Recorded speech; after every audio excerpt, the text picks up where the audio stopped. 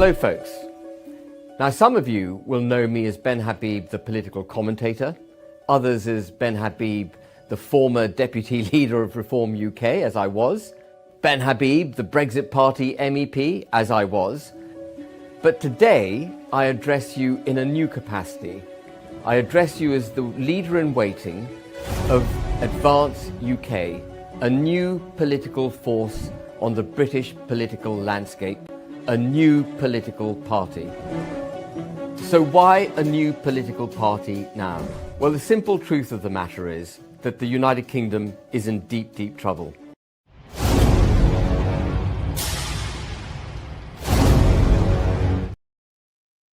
And welcome to Advance UK. This is Jim Ferguson. I'm joined with my old buddy, Richie Taylor. It's great to see you, Richie. How are you doing? I'm doing really, really well. Thank you, Jim. Yes, exceptionally well, given the weather as well here in Wales, which is very rare. We get sunshine down here. So, yeah, I'm really, really happy. Well, you know, this is, I'm really looking forward to this. We've got some great guests, including yourself. We're going to be breaking it all down for the next 3 hours because Britain, as you've just heard from our party leader, Ben Habib, we face a real crisis in this country. But first of all, I want to, before we get into the real meat and bones of it, I just want to say how good it is to see you. You and I are old colleagues in the Brexit Party. We had great fun together. You were a great candidate. You're from Wales. What is the situation like in Wales at the moment? What is the mood? Well, I think firstly, well, yeah, great, Jim. We've had great fond memories of the Brexit era. I remember the amount of meetings we had together, and it was wonderful, wasn't it? It really was. So, yeah, it's great. I think for me here in Wales, you know, we're a nation of just over 3 million people. And if you look at the way that devolution has served the people of Wales, it's been absolutely deplorable. We've had 2 decades of Welsh Labour that has failed the Welsh people. And, you know, it's been a case of, if you look at all the measurements, whether it's our educational system, the NHS, you know, public services, industries, which we don't have anymore here in Wales, it's just a tourism industry. Literally, you know, we are on our knees. And when Ben set out the party and described the decline in the nation, it resonated so much with me as a Welshman and as people here in Wales, because literally we are on our knees. As a nation, as a country here in Wales, it's exactly the same. And people are looking for an alternative. They want something different. They've had enough of the establishment. They're seeing through the lies. They're seeing through all the broken promises, and they're waking up to the reality. Even those who've been disengaged with politics all their life are suddenly waking up and realizing, hang on a minute, I don't want this for my country anymore. Something has to change. And they're exploring options. And I've had numerous meetings and discussions. I've been out and about on the streets here in Wales, in my hometown of Lleslie and other parts of mid and north Wales, speaking to people who really feel it's time for change. And that is so essential right now. And you've been really busy. I mean, I've been seeing a lot of your posts. You've actually been appointed to lead Wales, which is a huge responsibility, but a great honour for you as well, Richie. And you're just the man to do it. What are the people telling you in the streets? What are the people and the businesses? What are they saying to you at the moment?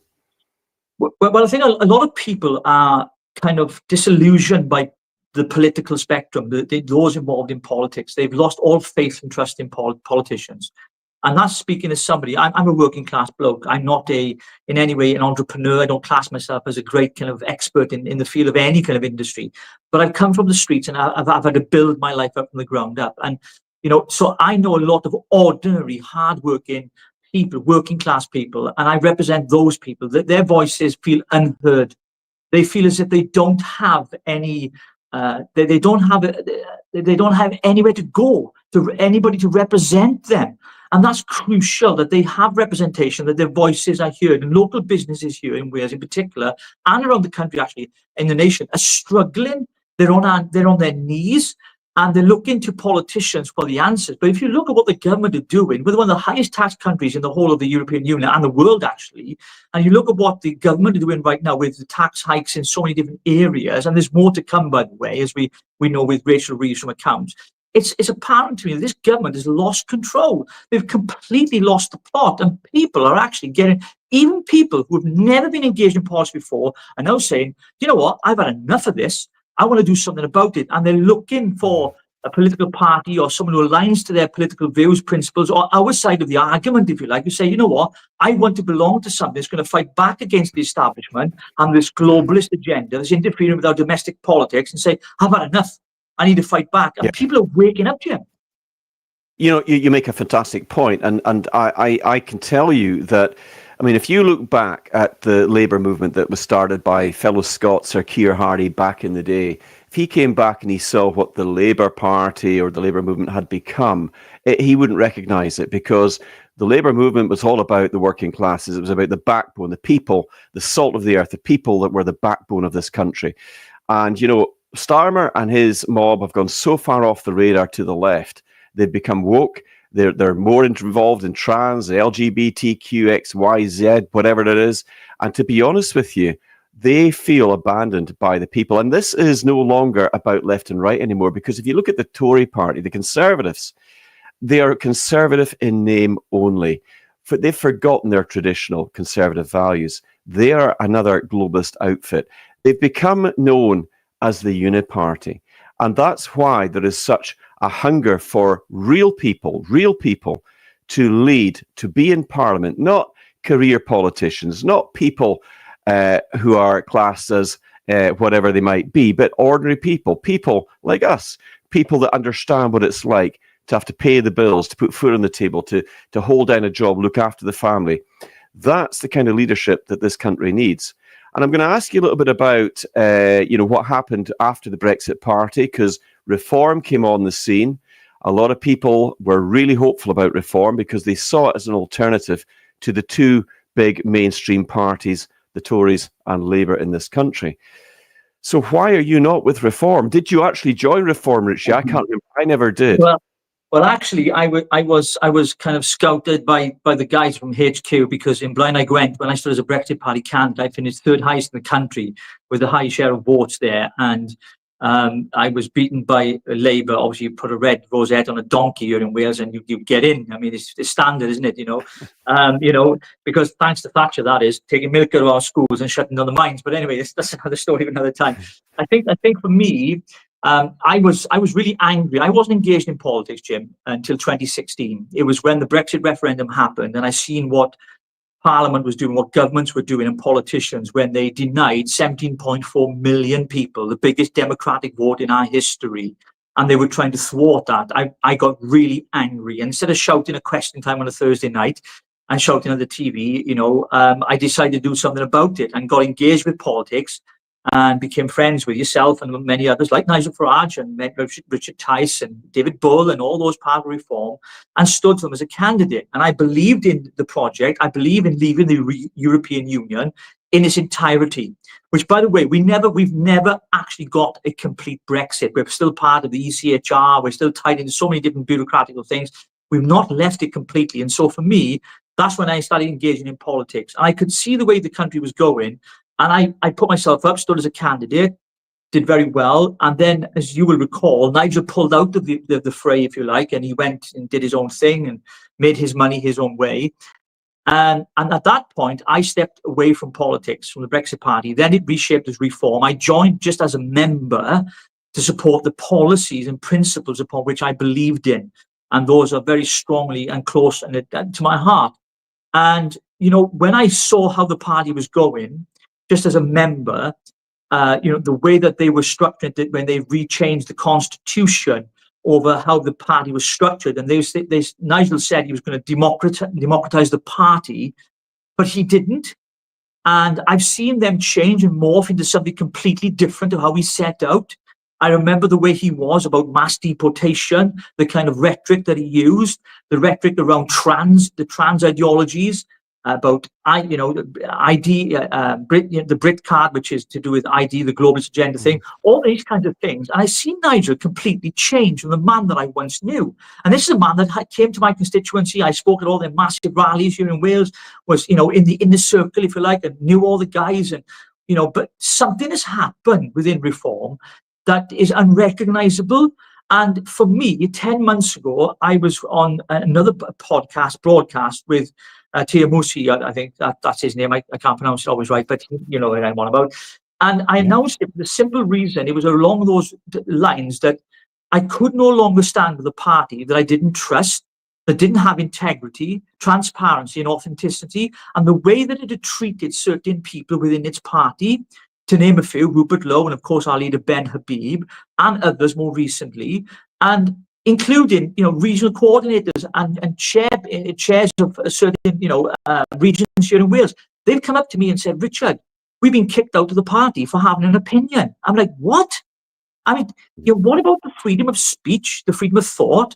And yet, this is a party that boasts itself on these principles, these foundations, and they're actually hypocritical. And I could no longer, my conscience no longer could stand with reform. And I sent my resignation in. And here's the crazy thing in, Jim, right? I sent it in, but I'm still down as a member. I'm still getting emails. I'm still on their ticker. I'm still like, I'm like, I've resigned. I'm leading Advance UK for, the Welsh arm for Advance UK here in Wales. And they think I'm still a member.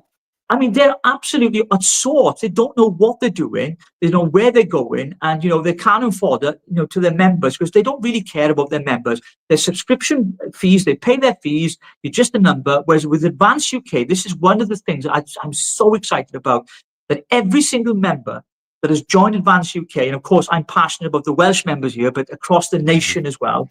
I've had personal contact with them. I've spoken with them. I've had face-to-face with them. It's like a big family of people on our side of the argument who believe in sovereignty, the freedom of speech, nation state, and equality under the law, and fighting for those principles that will really, really matter and save our country and make Great Britain and Northern Ireland great again. And that, for me, is such an exciting opportunity. Whereas on the side of reform and Farage, mate, the mask is slipping. People are seeing through it, and there are defections happening every single day. Not just on social media, but out, because I'm a guy that's on the streets, right? And I'm talking to people, and they're telling me, Richard, we trusted you when you ran. We believed in Brexit, but what Farage is doing right now, we've got no trust in whatsoever. He's changing with the wind. His policies will change. We had it with the press conference just the other day when he was asked a question about trans people in prisons.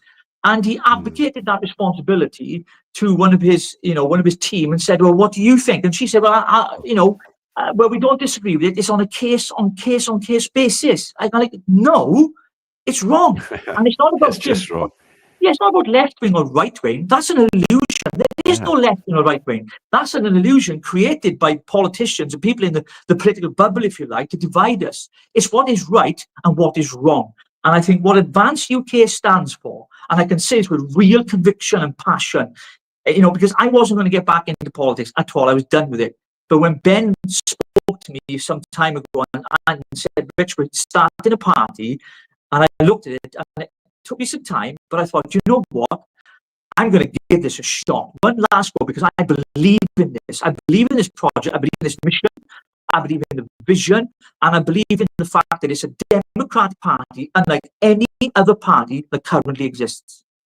Well, it absolutely is. And, when I'd arranged to go down and interview Ben, down the very day after he actually launched it to interview him. And I actually, as soon as I realised that he had created a new political party, I joined without hesitation. And the reason I did that is because, if you remember right, back in the day when we were in the Brexit Party, we were all over the country. We were doing all the stuff that we were doing. And I distinctly remember walking down the corridor, wherever we were, probably HQ in London, and Ben was walking up the other way. And I remember the very first time he did it, he actually stopped and he says, hey, Jim, how are you getting on? He remembered my name. I was just a lowly candidate, but he knew I was. He remembered my name, and he actually took an interest. That, to me, is the hallmark of a great leader, the United Kingdom. He is putting a structure together that holds the executive to account, not like Reform, not like these other parties that are basically being governed by the elites. He is creating a 100 body of Advanced UK College members. I was delighted to be asked to, and I went through the process. I was accepted. I think I was the first one to get accepted in as the college, because I just happened to be in the right place at the right time. No, it's because hey, listen. Do you know what I'm reminded of? When this country, when the United Kingdom faced a very great threat to it. In World War One and World War Two, the toughies and the jocks and the Tommies in the mix, they all got in the trench together. Great threat to our nation. And I don't know about you, Richie, but I think the threat is just as great that we face through mass illegal immigration. Our community's been decimated. Our NHS been overrun. People are no longer feeling safe in the streets, and we're seeing a two-tier justice system that's been perpetrated by Starmer and his gang in the cabinet. And I think, to say it's not just the UK, because we see it in the Republic of Ireland, we see it in other European nations, faces an existential threat. And when you see what's going on, and I've been all over Europe recently over the last 4 months, 5 months, and before that as well, I've been talking to lots and lots of great patriots all across Europe and the United States. And we face a real challenge. So that's how I see it, Richie. And I think, what you're saying with it not being left and right, I think that's incredibly important, because the globalists are masters at dividing us. They say, oh, it's on the left or it's on the right. Actually, we just want to be just right. It's about right and wrong. It's about good and evil. Yeah. What we're seeing being done to the top. I mean, censorship. What's it like in Wales right now? I mean, is it as bad everywhere else in Wales? Well, it is indeed. Welsh media are in the pockets of Welsh Labour here in Wales. But I just want to go back to a few things, Jim. First of all, I might say that in 2016, I interviewed Ben Habib on a podcast that I was running back then, called Rich Politics. And Ben then was saying the very same things then as he is saying now. The changed. He has not allowed the establishment or the winds of political change to shape or form his opinions. He's held on to them.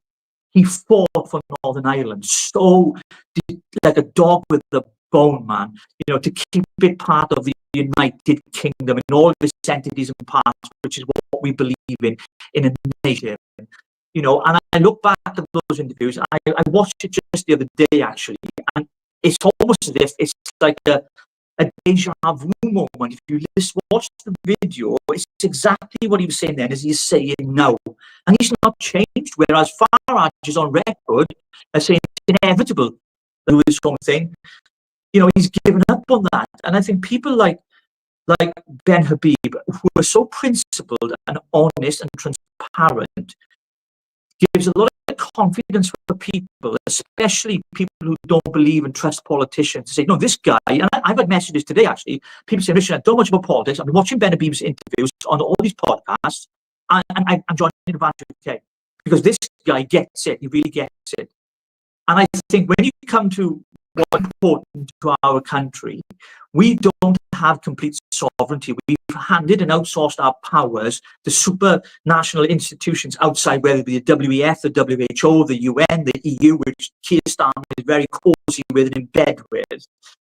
I think the idea of the Brexit was the answer. We did not get a complete Brexit. It wasn't fulfilled. And I think what Ben and yourself and myself and many others believe is we don't have complete sovereignty in our nation anymore. And that is something that's to take back full control and complete sovereignty to govern ourselves and to put the interest of the British people first before anybody else. And unfortunately, here in Wales, you might know this, under the Welsh Labour government here in Wales, they set the project a few years ago and passed through their Welsh Parliament here in the Senedd called a Nation of Sanctuary, which basically was giving the world, over the channel, giving the precedence over local Welsh people. And there's a real palpable anger in Welsh people. We've seen it in hotels. We had it in the Stradey Park Hotel. I don't know if you remember. Yes. Stradey Park Hotel was filled with asylum seekers. We actually, those who were involved with that campaign were there for 100 days. They camped outside and said, we don't want these people here. They're undocumented. To get rid of them. We don't want them in our community. And you know what? The government shipped them out. And those, in credit to those people, every single one of them, fair play to them. And these were ordinary people. These weren't people that were, politicians or looking for votes. These were just mothers and fathers and concerned citizens that lived in the community. They said, we can't have these people. We're having it now where you have small communities in Wales, rural communities, where 600 people are dumped into a hotel, and the community itself is made up of 1,000 people in population. Yeah. And it's changing the demographics of that area. And people are saying, this cannot happen. This has to stop. And from all the other parties out there, for that same reason, because I'm going to be quite frank, Farage does not believe in a nation state. He does not. And I believe that what we're facing right is an existential threat to our way of life, our way of living, our culture, our history, and everything that makes us a great United Kingdom. We are losing it, and we've got to fight with every fibre of our being to win that battle. When you see, and let's be honest, these are not asylums. They're not asylum seekers. They're not women and children fleeing war-torn countries. They are 99% young male migrant men aged between 19 and 30 who are being brought in. They're being shipped to where they're being put up in 4, maybe 5-star hotels. I've heard they've been put on military bases. They're being given cash handouts, mobile phones, free healthcare. Why would you do that? They are illegally here. They're breaking the law. But it's happening more and more and more. And a lot of people across the United States as well are starting to uncover, heavily funded by billionaires like George Soros and the foundations that he manages, to deliberately destabilize sovereign nations. The big question is, how have they managed to get away with that so long? Well, I think you've got the likes of Richie Sunak and previous prime ministers in the Tories. You've got Keir Starmer and those other people in his cabinet who are actually globalists. They're no longer putting the interests of British people first. But when you see attacks on women and children, it is unacceptable, because the first order of any government is to protect its pensioners. What happened to the military veterans who are left homeless on the streets? It seems that they don't care one bit about them. But if you're an illegal migrant here illegally, they can't do enough for you. There has to be another reason why this is going on. And my personal opinion, chance, you can't have governments turning a blind eye by chance. They know what they're doing, and they're pushing it and pushing it. I think we saw record numbers coming across the English Channel just about 4 or 5 days ago, Richie. What's it like in Wales in terms of the illegal migrants there? Well, it's just as bad to this whole ideology that this is not something that's by accident, it's by design.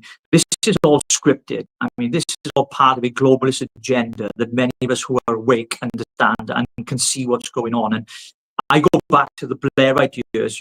Blair was the kind of instigator, the Antichrist, if you like, for the beginning of a lot of these things that we're seeing right now. And it's the kind of idea of you control the masses, you have open borders, and this has continued consecutively, whether with Labour or Conservative, as the Unipass, if I can say that.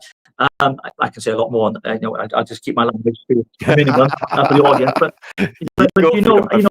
I really believe that what we're in right now, it's almost as if that these elites, that the unelected bureaucrats, we had it with the European Union, we've seen it on our behalf without our consent.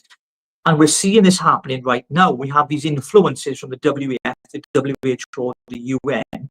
We've seen it around, lockdowns and things like that, with the pre-pandemic lockdown treaty that Keir Starmer has signed up to. There are many. I can go through a whole list of things, Jim. I'm sure our viewers tonight and our followers and listeners will be aware of. We have given over. We've outsourced our sovereignty to foreign powers. Now, I don't understand what prime minister. Now, I thought Tony Blair was bad, right? And I for a whole number of reasons, Tony Blair for me was the worst prime minister in my lifetime. Open borders, the Iraq War, and many other things. But Keir Starmer, I mean, he's running a close race with him right now, because if you look at what he set out in his manifesto and he's reneged on and come back on, and the way he's cozied up to the European Union and the WHO and all these globalists and the elites, it's very, very worrying, because we are being infiltrated right now. And I'll use that word. Some have used the word invasion. I've used that as well, by an ideology, because we've had open borders, to allow certain cultures within our country to dilute our history, to erase our history, actually, and to create a new identity for the British people, which is not our identity. It's not compatible with who we are, and it's not compatible, certainly here in Wales, Wales specific. I know we want to talk about Wales, but I'm kind of, nation state. I believe in Wales, but I believe in Britain as well, Great Britain as well. And, I am very, very concerned that unless we stop this, unless we turn off the tap, we need time to breathe. We can't allow the influx that we've had into our country of illegal immigration into our country, because it's putting huge pressure on every part of society. It is changing cultures in certain demographic cities around the country, not the UK, in some of the big cities. And if you look at the indoctrination side of it, it's massive. And yet the government seem powerless to do anything. They sit back and allow these things to happen, and they use the Human Rights Acts, which needs to be repealed. And we need a British Bill of Rights, in my opinion. It's my opinion, because the human rights protect certain people that come into our country and believe certain things that are not compatible with our way of living. And they want to change our history, not just our history. They want to change our identity, and that is a threat to our national security. And as you've said, the first kind of charge of any prime minister is to guard its own citizens and its own people. And Keir Starmer is failing to do that on a scale that is astronomical. And I think we need to get a hold of what we're doing. And here's the thing: it's not a question of capacity. Compassion is a question of capacity. We don't have the capacity to maintain the levels that we've seen since the election last year in July. 50,000 people have crossed the English Channel and come into our country. These are undocumented males. They're men. They're not women and children. These are men. Can I just come in on that? I'll tell you what it is, Richie. We're getting some messages coming through that your sound is not so good. And it's been suggested by the technical team, if you could log out and maybe log back again, that'll fix it. What I'll do is I'll just tell people a little bit about what I've been doing until you get back in, Richie. Would that be all right if you log out and then just come straight back in again, mate? Problem. Great stuff. All right. So while we're waiting for Richie to come in, there was I was actually hearing him okay, but we were getting some messages coming in that they couldn't quite hear what he was saying. So we're going to get that fixed up, and he's going to come back in shortly. So one of the things that I've been finding out a lot about is what's going on across other European nations. I've been meeting a lot of people from Germany and France. I've been in Denmark. I've been in Norway. I've been in Paris, France, and laterally I was over in Romania and Moldova speaking about these very things, speaking about these very issues. I was actually guest speaker in Moldova talking about the importance of European unity between patriots. And I think that's Richie just coming back in again shortly, but just bear with us because it's so important that you get to hear what he's saying. Clearly, he's a great guy. And one of the things that we're finding, there you're back again, Richie. Now, hopefully, can you hear me okay? Can you just I can hear you. I can hear you perfectly fine, Jim. So hopefully those listening can hear me better now. I was just telling everybody about the importance of unity with patriots at the international level, and that's another thing that I've been tasked with doing as well. So you're heading up Wales. Ben and his chief of staff have asked if I would help to bring in that international support and focus to what we're doing in the United Kingdom, because there's a lot of interest. Donald Trump loves the UK. Elon Musk has a huge interest in the United Kingdom. And that international support for all of our respective nations is incredibly important. I want to go back to a couple of things that you were talking about in terms of Advance UK. Why Advance UK? Well, we've already identified that there is a structure that is completely different from any other party, where the leadership, the executive, will be held to account. And in time, our first primary mission right now is to achieve that 30,000 target mark. And we're not far off it. But the thing is, we've got to do that. And then what Ben is going to do, he's going to register the party with the Electoral Commission. That's a huge step. And he's then going to put on quite a large sum of his own personal money, £100,000, into the party. He's basically putting his money where his mouth is, isn't he? He certainly is. And that speaks a lot about the man himself, what he's prepared to do, and shows his commitment, given the fact that, he's on record in many podcasts, as you know yourself, Jim, that he has said that, look, he was done with it all, but he felt as he could see the state and decline of our nation and felt, you know what, I as a British citizen, I'm passionate about the United Kingdom and I need to do something and step up. And he's put his money where his mouth is. He's a successful businessman in his own right, but he didn't have to do this. He's done this because he's a principled man, a man of integrity. And I think that's very, very important, unlike many of the politicians and those who seek in to be elected that I know. And I think, with your role, by the way, Jim, congratulations on your role as ambassador, to across Europe, because representation there is important. We've seen what's happened in Poland more recently, and many other European countries that are taking back their sovereignty. And this is the thing. We have got to find these people who are on the right side of the argument with us, who believe, yes, we have friendships, we have, coalitions, we have, trade agreements with other nations, but we retain complete sovereignty. And I think that's so important for our identity as a people. And that is something that I know you've been working on, and you're in contact with people in the US. I know Trump is, and JD Vance and many others are looking at our party right now, and they're saying, you know what? They're getting behind us because they're realizing, maybe reform are not all that they were set out to be. They're seeing some changes, they're seeing some differences. And, I'm hearing things like yourself behind the scenes on the grapevine, talking to people, that what Ben stands for and what this party stands for, I have absolute, complete, not blind faith, but absolute faith in what we're doing, because I believe not just in those 4 key principles, which I've mentioned already, but I believe that we are men and women from different backgrounds with different skills who are here not for ourselves, not for ambition, not for our names to be lit up in lights, but we're here because we believe in this great United Kingdom and the Great Britain and Northern Ireland, and we want to take back sovereignty. We want equality under the law. We want all of these things that really matter, because we are seeing the decline in our country, in our nation, and it's time that we fought back, whether it's in Scotland, in Northern Ireland. And by the way, for those of you watching in Scotland and Northern Ireland, we're in this together. We need you to join us at Advance UK to fight back. Because let's face it, the SNPs, what have they done in Scotland? Absolutely, they've decimated Scotland. It's absolutely disgrace. And for me, my kind of position on devolution has failed the people of Wales. It has absolutely failed. And this nation state that we need to have, one government, one parliament that is consistent, not in the way that we've seen with devolved governments, is something we really need to address. And I think, the way that Ben has set the course and the trajectory of the party is something that people can look at and say, and I've had so many conversations with people saying to me, I've watched Ben Habib's interviews, and do you know what, Rich? Even if my mate yesterday, who's not been involved in politics, he watched at me and said, Rich, I know nothing about politics. I've just watched a video with Ben Habib. He said, I've joined the party, tell me more. And I'm getting this on a regular basis. These are disengaged people with politics who see a man that is principled, that has integrity, and a party that is really genuine in what it believes. And as you mentioned, Jim, our structure. What other political party is as democratic as us? There isn't one out there. If you look at the way it's structured, it's all on our website. By the way, I encourage people to go to our website and check it out. With the college and members of the college, which you and I are part of, that is important because, of course, we can get rid of Ben as a leader. What party can you do that in? Ben, we don't like you. You're doing a rubbish job. Off you pop. We can't do that anywhere else. This is real democracy.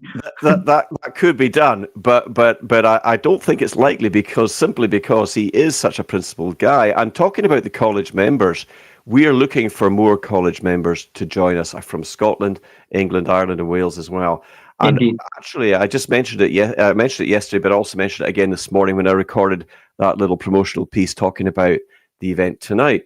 And that was Professor Norman Fenton, who I've got huge respect for, joining the party and becoming part of the Advance UK College as well.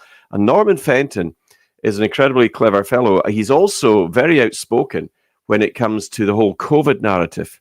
So once again, we see a huge difference with what is now forming within those people around Ben Habib, like you, like me, like Professor Norman Fenton, who could see through that deception and could see that things weren't right even way back several years ago. He was very outspoken about it, and he is an incredibly clever fellow. So the fact that he's come in to join Advance UK as a college member is also phenomenal. And we've got other influencers. I mean, I keep on hearing more and more and more people who are joining Advance UK. We've got Tommy Robinson joined Advance UK. We've got Gabby the Cabbie just joined Advance UK. I've heard that Richie Donaldson, who was setting up the national strike, has joined Advance UK. Great guys. And of course, we're going to be hearing shortly from Paul Thorp, another great British patriot shortly. And then again, Howard Cox is going to be coming on to wrap it all up in the last hour. So there's a lot of momentum building. But I think one of the key fundamental points is a good government, a country's measured it on its success by how we take care of our elderly and our young and those that are most vulnerable in our society. And I just see them, our elderly, being left to struggle. I mean, taking away the winter fuel allowance by Starmer was just appalling. We see our healthcare and education plummeting. We are seeing so many people coming to this country that should not be here, taking advantage of our welfare system. They don't work. They just sit there getting handouts. And Starmer and the Tories allowed that to happen. That's not right. It's not forgivable. It's really a treacherous thing to do to the British people, the hard-working taxpayers of this country. Now, in terms of next steps, as I said, we've got to get to that 30. The party's only launched 7 weeks ago, but the next steps are to get to that 30,000 member number.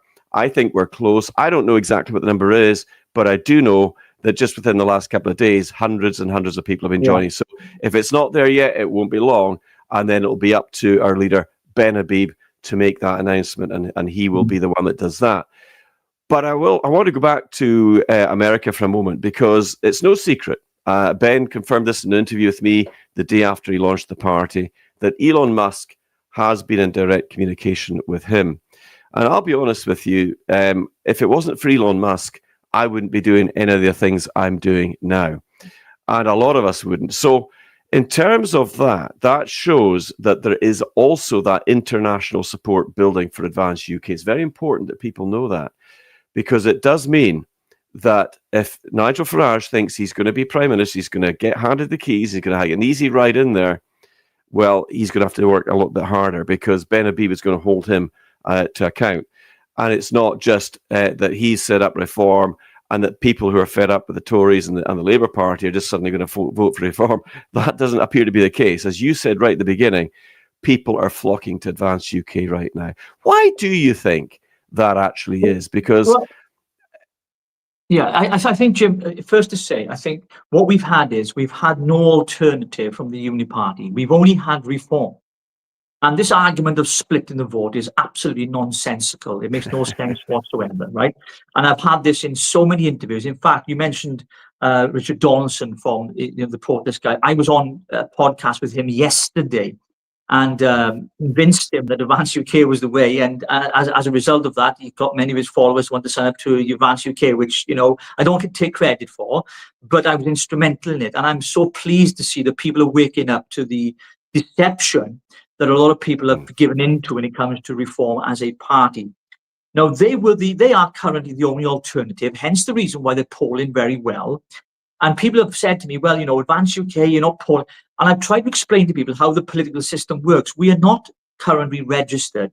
We have not had candidates. We are in our infancy. We are 7 weeks old. We're like a little baby being nursed right now, and it's being fed, and it's growing very, very fast, right? So it's going to be on solids very soon when we reach that 30,000 member mark.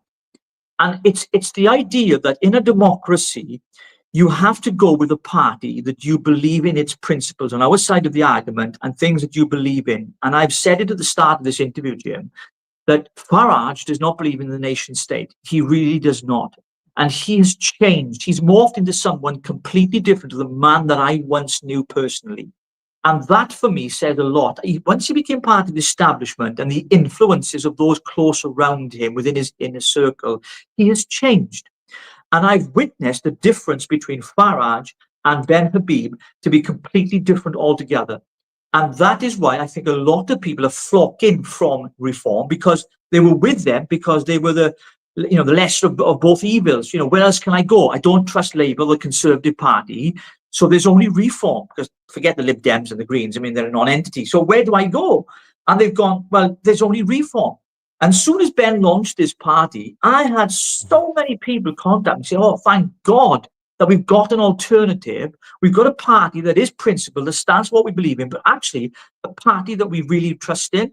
People who say it as it is and mean what they say and say what they mean. And that is so important. As I've said at the beginning of our chat, Jim, people lost all interest in politicians because they're just liars. But, this is not the case with Advance UK. And I'm speaking from my heart, as a working class Welshman. And I can tell people right here, right now, if you want to change this nation, if you want to see things change in your community, then join Advance UK, because it is the last chance. We are the last bastion of trying to win this nation back. But we know what's happening. We can see what's happening, where the country is going, and we have got to do something about it. And I believe that everything that we stand for, those key cornerstone principles upon which we've built upon the party, and check the website out. And I keep going back to it. I'm repetitive. It's for a reason, because I want people to understand what it's all about.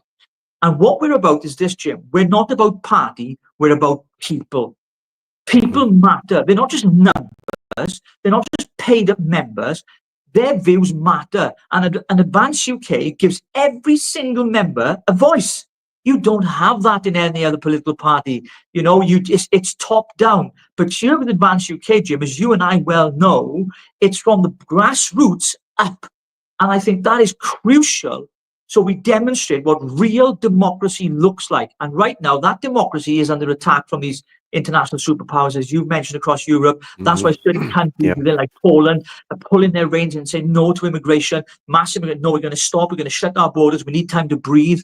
These things are essential. And I think there is a coalition of the willing for countries to be like that. And that is why you're seeing support internationally, Jim, with many people. I know you've traveled extensively, and credit to you for that as well, meeting international leaders and people from different parties around Europe and other parts of the world who feel the same, that they're losing their identity and their sovereignty to people coming into their country and changing their demographics. And they're saying, we've got enough of this. This has to stop. And that for me is essential. So your role, Jim, my role is small compared to yours. It's just Wales for me, right? You've got you're the whole of Europe and everywhere else to look after. But these are exciting times as well. And I want to say this. I'm excited by this. I don't see this as hard and it's going to be. I'm really passionate. I'm excited. And I want people to feel that buzz and joy and energy that this party is going to be a credible force in the forthcoming elections. No, absolutely right. And by the way, absolutely. I mean, just to bear out what you're saying about people contacting you and say that they're joining. I went in to see Mehar Tusi. You were talking about him at the start of the show in the Emmanuel Centre in London, just to pay my respects. He was running the New Media Conference. It was packed out. It was a great, great event. I met quite a lot of people in there. But while I was there was a lot of people came up and they did recognise me, some of them, and then I got introduced to others. And every single, to a man and a woman that I met, they were all Advance UK members. There wasn't a reformer in sight. They were all Advance UK. And I went back and I told Ben, he says, it really is, that's absolutely true, absolutely true. They were all Advance UK guys. Richie, thank you for the comments about my new position or role. I mean, I've been working through other activities for quite some time now at the international level. And I had a great meeting with a great French patriot. Her name is Marine Le Pen, who will probably be the next president of France. Her polling figures are going through the roof right now. I was officially invited over to the inauguration of the new Polish president, Karol Nawrocki. And I've spent a lot of time working with the presidential candidate, George Simeon in Romania and his team. I've met so many great, wonderful people right across, and including in Hungary as well. I met members of Viktor Orban's cabinet when I was there. So there's a lot going on, and patriots are patriots. We might be in different countries, we might speak different languages, but we all believe in the same thing. Putting our countries first, looking after our people, protecting our women and children. These are what patriots believe in. And patriots come from both the left and the right. And I'm gonna tell our audience a very true story about that briefly. And I'm sure you'll be able to bear this out as well, Richie, because when I first joined the Brexit Party, I found out that there was a lot of real solid Brexiteers there who were from the traditional Labour left. So going back to your point, it's not about left and right. And my campaign team in Barnsley, where I campaigned and came very close, to winning my seat as well actually were predominantly from the left. So when you join forces with people that are patriotic and we find that common ground, that's when the real magic happens. And that's what we need to do in the United Kingdom. We need people to join Advance UK who are working class, who identify as working class, who are academics, every kind of career choice you can think of, from soldiers to police officers to nurses to doctors to teachers. We need to build a momentum, a new momentum that will get people that are committed to the British people into positions of power and parliament. And I, for one, can actually really see Ben Habib becoming Prime Minister, because if this kind of momentum continues, and we're only 7 weeks old, as you've said, we are going to be building something powerful that is going to effect real change, and it will be for the benefit of every single British man and woman in this country. I mean, I'm afraid, Jim, Ben for number 10, you know, that's what I'm calling it, Ben for number 10. And I just wonder, just before, you know, because I know our hour is nearly up, I know you've got loads of other guests to come on, and they're far more eloquent than myself for being a Welshman. But suffice to say, you know, when one of the things that I'm really I've seen happen with our membership, because we're so democratic, when Tommy Robinson joined the party, as you know, there was a huge affray on social media. People like, oh, why this? Look, anybody can join Advance UK because we believe in democracy. Whatever your belief systems are, whether you're black, white, yellow, pink, brown, Catholic, Protestant, Jew, Hindu, Muslim, we don't care. We don't care. As long as you're a British citizen and you believe in this country and you believe in its values and its nation, join the party, become part of something that's going to make history, because we really truly are. You know, I've got this real sense. I know we're a few years out from an election, general election. There might be a snap election with Keir Starmer's going, by the way, but I got this real sense that Farage right now, and I'm gonna swear now. I tried to stop because I've gone back to church, but anyway. Farage is shitting himself. He is literally shitting himself. And I know he is, because the way he's being silent and not saying anything. And it's interesting to see some of his colleagues, who I know very closely, who used to be in contact with me regularly, they've cut all contact. And it's evident to me, they're like, oh shit, what's going on? You know, there's an alternative out there. And, you know, with Tommy as well joining, now of course, he's had a following, and he's done a tremendous job of exposing the grooming gangs and doing so much to support victims of those crimes. And I think one of the things that we have done in Advance UK is we've made it so that no matter your views on different issues, on political issues, differences you may have, we believe in democracy. You can join the party as a member. Hey, listen, in fact, you can even join the college. In fact, I think if you go to our website, there's a link there now where you can apply. And the college, Jim, you can tell our viewers what it's about. You know, it's representing not just the party, but the members, developing policy, holding the leadership to account, which makes the party democratic. So I would say to every single one of you, from this crazy Welshman here, join Advance UK today, get on board with us, and let's advance this United Kingdom to make it great again. Isn't it amazing? We've got people from Scotland, people from Wales, people from England coming up. We just need a good Irishman to come on next. But you know something? That's what it's all about, isn't it? We're working together. We're building a momentum together. And we understand how important it is, because going right back to what we touched on, we do face an existential threat. We don't have 20 years to fix the problem. So much damage has been done to the bedrock, to the fabric, to the foundations of the United Kingdom, that we just simply don't have time. If you're watching this and you're sitting and you're not sure, check out our mission statement. Our mission statement lays it out very, very clearly. This isn't about left and right anymore. This is about saving the United Kingdom. This is about saving our culture, our Christian heritage, our faith, our history, because it's all under threat. You know, Richie, as I always do, and we're coming up, we've got about 4 minutes or so there left, but as I always do on my own channel, I always like to give our guests the last and final word, bearing in mind that we're not just got a lot of people tuning in from across the United Kingdom right now, but we've got a lot of people tuning in internationally who are interested in the United Kingdom, who like us British patriots. Bearing that in mind, what would you like to say to the people who are watching this right now? Well, to our international guests here, first of all, apologies for my accent. You might not understand everything I've said, being a Welshman, so maybe I should speak a bit slower, but the passion for us Welsh is very resident, as you can tell. I mean, I would say to all of those watching, you know, both here at home in the UK and across the world, actually, because I know this broadcast, Jim, is going, you know, across the whole entire world. You know, we know that with the platforms that you and Paul Thorp and many others are on, myself included, you know, it's just huge that we're fighting for the freedom of speech for our people. We believe in sovereignty, all those things. And, you know, it's about decency, it's about honesty, it's about being principled. You know, these are just human things that we should respect. When you mentioned the Christian values right now, you know, our nation was built on the Christian constitution. And I used to love your neighbors, love your neighbor, love yourself, and all those key principles, and turn the other cheek. And these are values that really matter. And we've lost ourselves. We've lost our identity. We've been polluted by ideologies from other cultures and other religions. And this is not about a religious battle. I don't want to get into that. And I would say, let's just be honest with one another. Let's have a debate. You know, I was sat with a guy yesterday on his podcast. He's a Muslim. We prayed together. He's a Muslim. And that's how it should be. Now, his kind of book and whatever I believe in, you know, and I'm not the best Christian, by the way. I consider myself a lapsed Christian, but I do my best. I try to live by the principles of Christianity, you know, the moral code. But our constitution, you know, our foundation of our nation is built on those values. And I think if we start those values, if they start to erode, we lose ourselves. And once we lose our identity, we lose our voice. And when we lose our voice, we've lost everything. And I would say to those freedom fighters that are out there across the European Union, across the international, you know, board, if you like, listen, if you are a freedom of speech person, then we are on your side. You're on the right side of the argument. You know, your right, my right to, you know, to listen to you and disagree with you. It's fine. It's okay. That's cool, man. It's all right.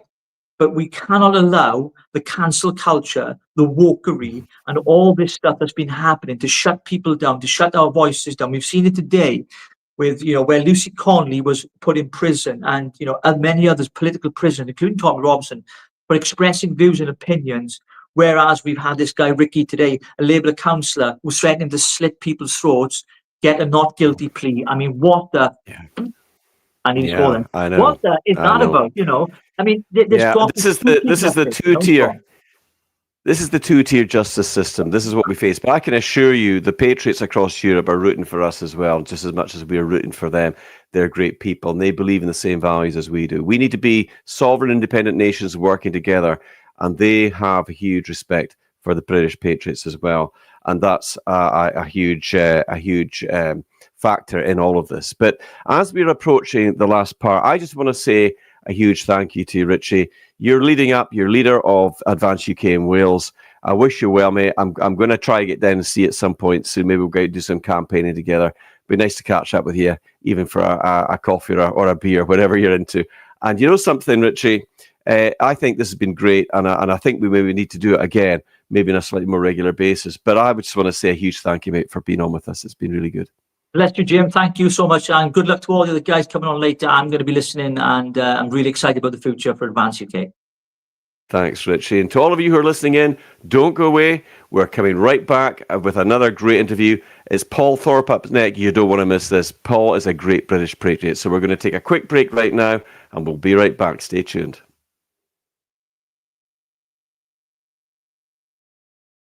We face multiple existential threats. Constitutionally, culturally, economically, we are on the precipice, if not over it. And none of the political parties on the British landscape at the moment offer the solutions required to save our country.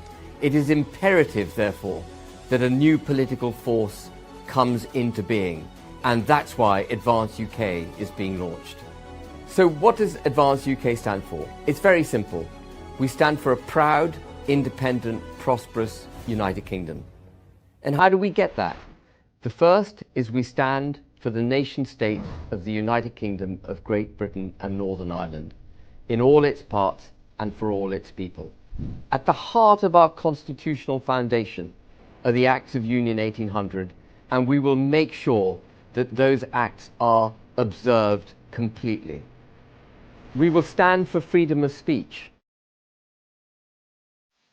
Well, welcome back to Advance UK live stream, and I've got another fantastic guest, a great British patriot. His name is Paul Thorp. Welcome, Paul. It's great to see you, mate. Jim, it's a real honour to be here. Thank you for having me on. No, it really is my pleasure. You know, you've got a fantastic YouTube channel, you've got a great podcast, and you do some amazing interviews. We're going to talk a little bit more about that shortly. But just for the sake of our audience, could you tell us a little bit about who you are? Who is Paul Thorp, and where are you based, located? Where are you from originally? I'm a Londoner, born and bred. I come from Fulham. That's always considered my hometown. I'm a businessman, or a former businessman. I've been a luxury watch dealer for over 40 years. I've worked in professional boxing, professional football. I think I've been the archetypal entrepreneur, to be honest, but it's been fun. It's not always been good, but it's been a good life. I can't moan. But here I am today talking politics now. That's my number one passion. Yeah, I think it's a lot of people's interest right now. But I mean, I'm a bit of a boxing fan myself. I started getting interested in things with Barry McGuigan, James Watt. I do like to watch it. Were you ever in the ring yourself? Only as an amateur when I was a kid. And I had this affinity with the canvas gym, so I packed it up a bit lively. Yeah, Jim, you don't get a nose like this if you're any good at boxing. Well, you know what they say. That's what I think. When you lose your first fight is when you realize what fighting's really all about. Exactly. You get these guys that are like 10-0 and then they lose a fight. And that takes a bit, but it's like life. You've got to get back on your feet. You got to bounce back, and I guess that's where the country is right now. I mean, absolutely. You're part of Advance UK. I mean, I was absolutely stoked when you came on board, and I think that what the country now needs are people like you and people like the others that are joining. We've got, wow, I mean, the membership is absolutely banging. It's really there. We're close to our target now. I don't know if we've quite tipped over yet or not, but it's good. But let me ask you, you got the Tories, you've got the uni-party systems, I like to call them, the fake Tories, you've got the Labour Party that are nothing like what Sir Keir Hardie started back in the day. A fellow Scot, it was all about working class people, looking after them. But Keir Starmer and his mob, they no longer care about the working classes of this country. And I don't know about you, but for a long time, I've been sort of looking at who do you vote for, and having to choose the lesser of, the worst ones. They're not as bad as them, and maybe they're not so bad. But isn't it so good to have a party now that people can actually believe in? Oh, I'm absolutely delighted. I mean, look, Jim, I grew up in a strictly working class environment. My dad was a trade unionist. My grandfather and my dad were Labour voters when I was a kid. And that is probably the way that I would have headed. You tend to follow your parents, right? But the Labour Party of today has no bearing or even the remotest resemblance of the Labour Party that my parents voted for and my grandparents. The Labour Party of today is just unrecognisable. And my dad would never have got anywhere near this mob that's in right now. So you're absolutely right. I mean, look, we've all had to sit there and really, as you said, it's the lesser of the two or three evils. But Ben has brought us an option that, frankly, I think that the entire nation simply must grasp with both hands, because I do believe that this is our last chance. Paul, I was over in Moldova. I was at a Making Europe Great Again conference. I was invited as a guest speaker there. And one of the things I said was, we don't have 20, 30 years to fix the problem, to turn the tide of mass illegal immigration, to fix the country. We might only have 2 or 3 years left at best. And I said, and Ben has said this as well, that the West faces an existential crisis. Do you agree with that?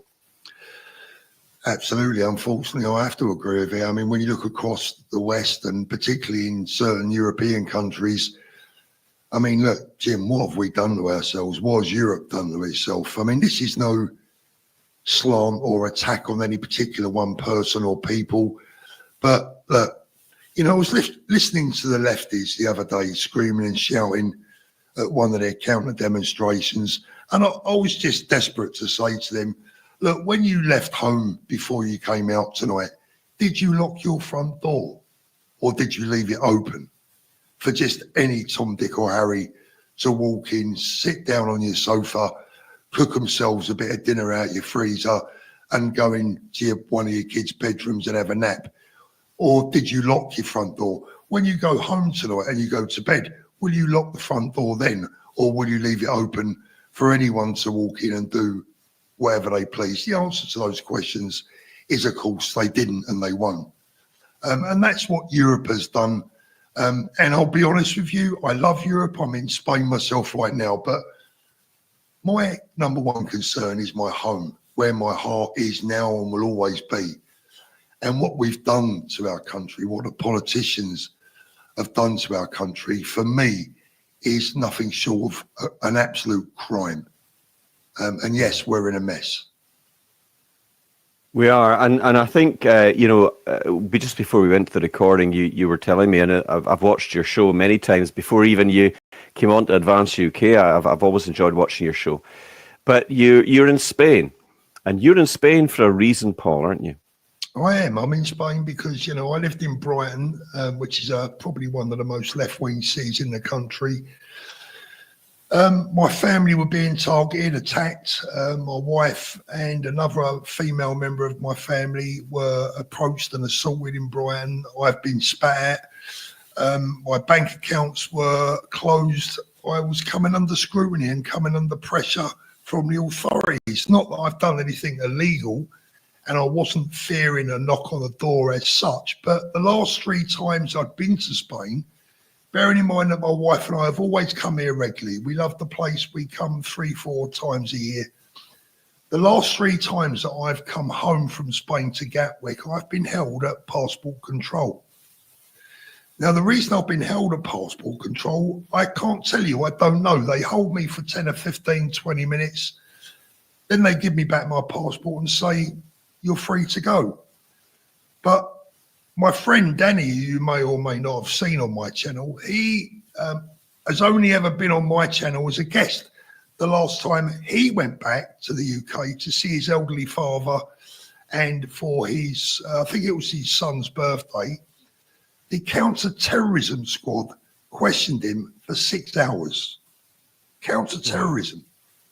This is just intimidation, a whole new frightening level. I mean, Danny's never even had a parking ticket in his life. And by the way, I have a completely clean background myself.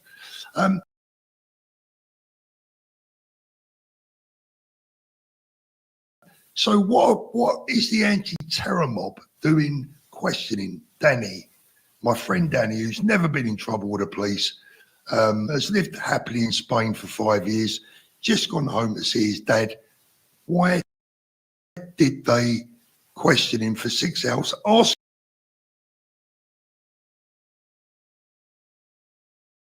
him questions like, are you ready for this?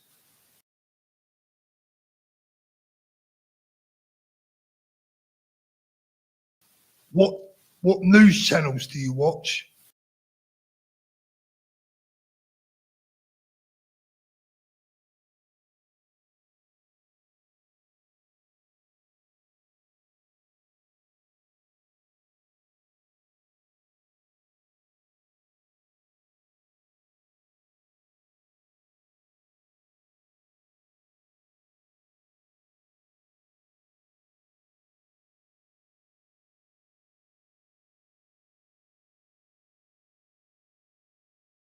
And who did you vote for at the last election?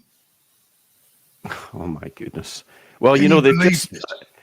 it is shocking, and they're passing new, I think, prevent legislation, and they're looking at people that like traditional films or certain programs on the television, and of course, if they're looking at that, then they're probably talking about 60 to 70% of old age pensioners as being potential terrorists as well. Yeah, it is exactly. bizarre.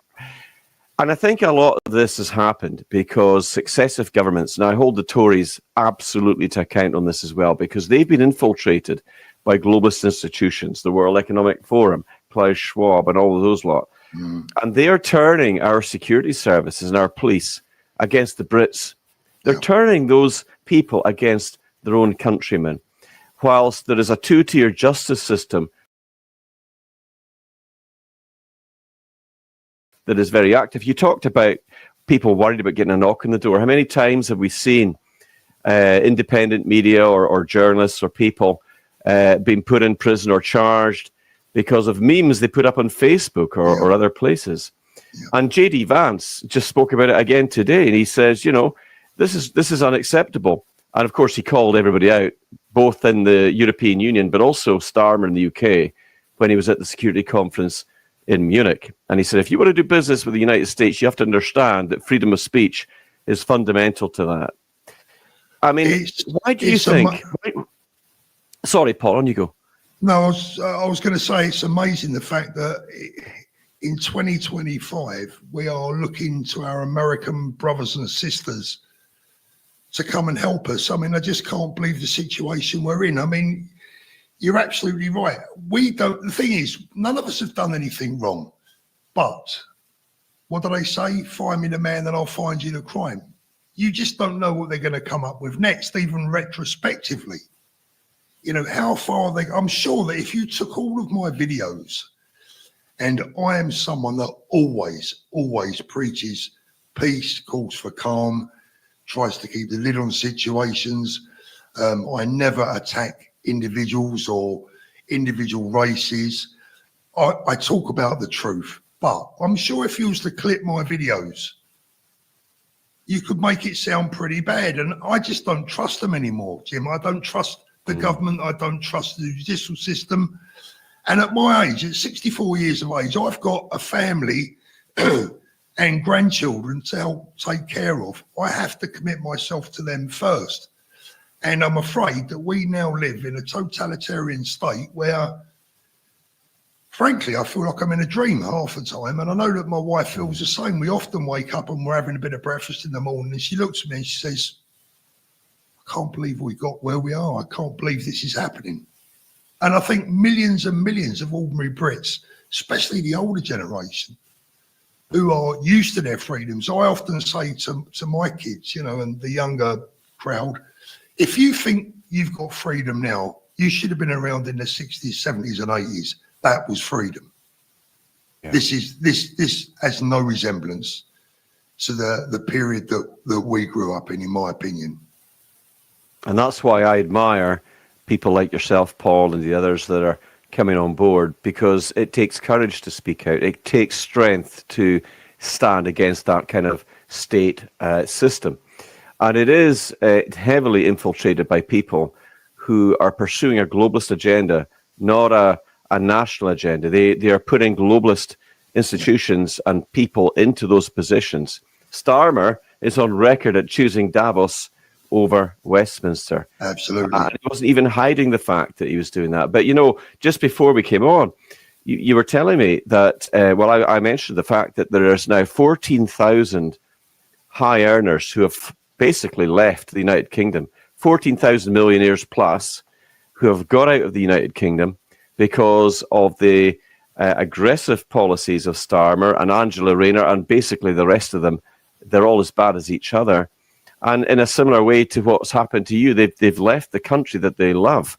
What a tragic set of circumstances that we find ourselves in now. But there is starting to get hope back into it. And I've seen that happening in Europe, in Romania, Budapest, Hungary, Poland. They've got a great result in Poland with Karol Karowski.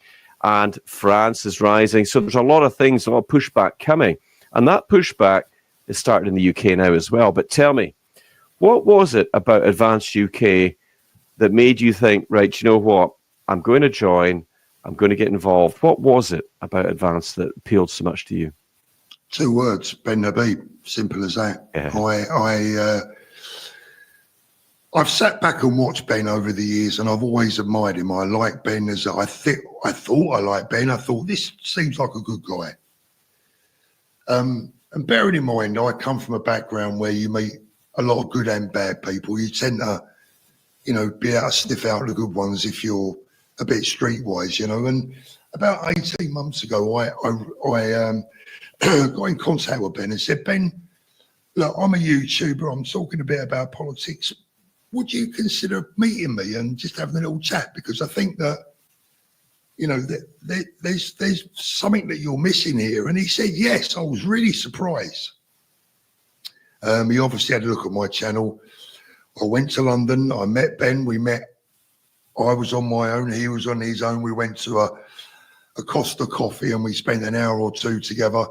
And I walked out of there and I just thought, wow, that is without doubt a fabulous man, a fabulous individual. And I'll tell you why, Jim. Ben comes from a good background. He's comes from a privileged background. He's worked hard. He's wealthy. He's a successful businessman.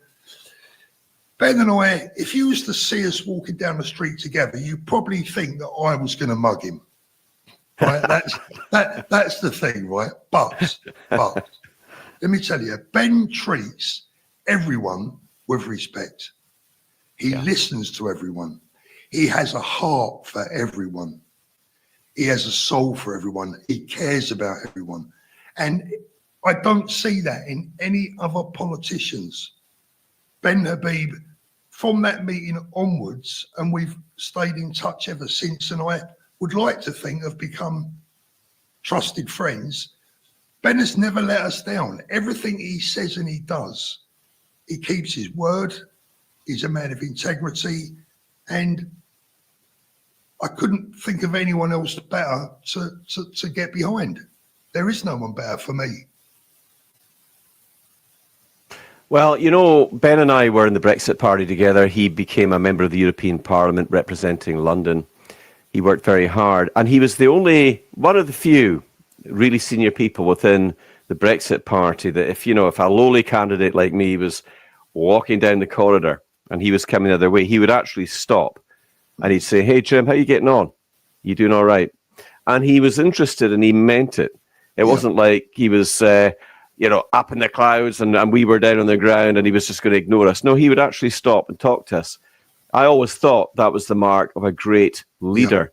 And for a long time, I was watching Ben and had kept in contact, but for a long time I was watching to see if he would go over to Reform, because I never did. I did my time in the Brexit Party as a Westminster parliamentary candidate and at the European level as well.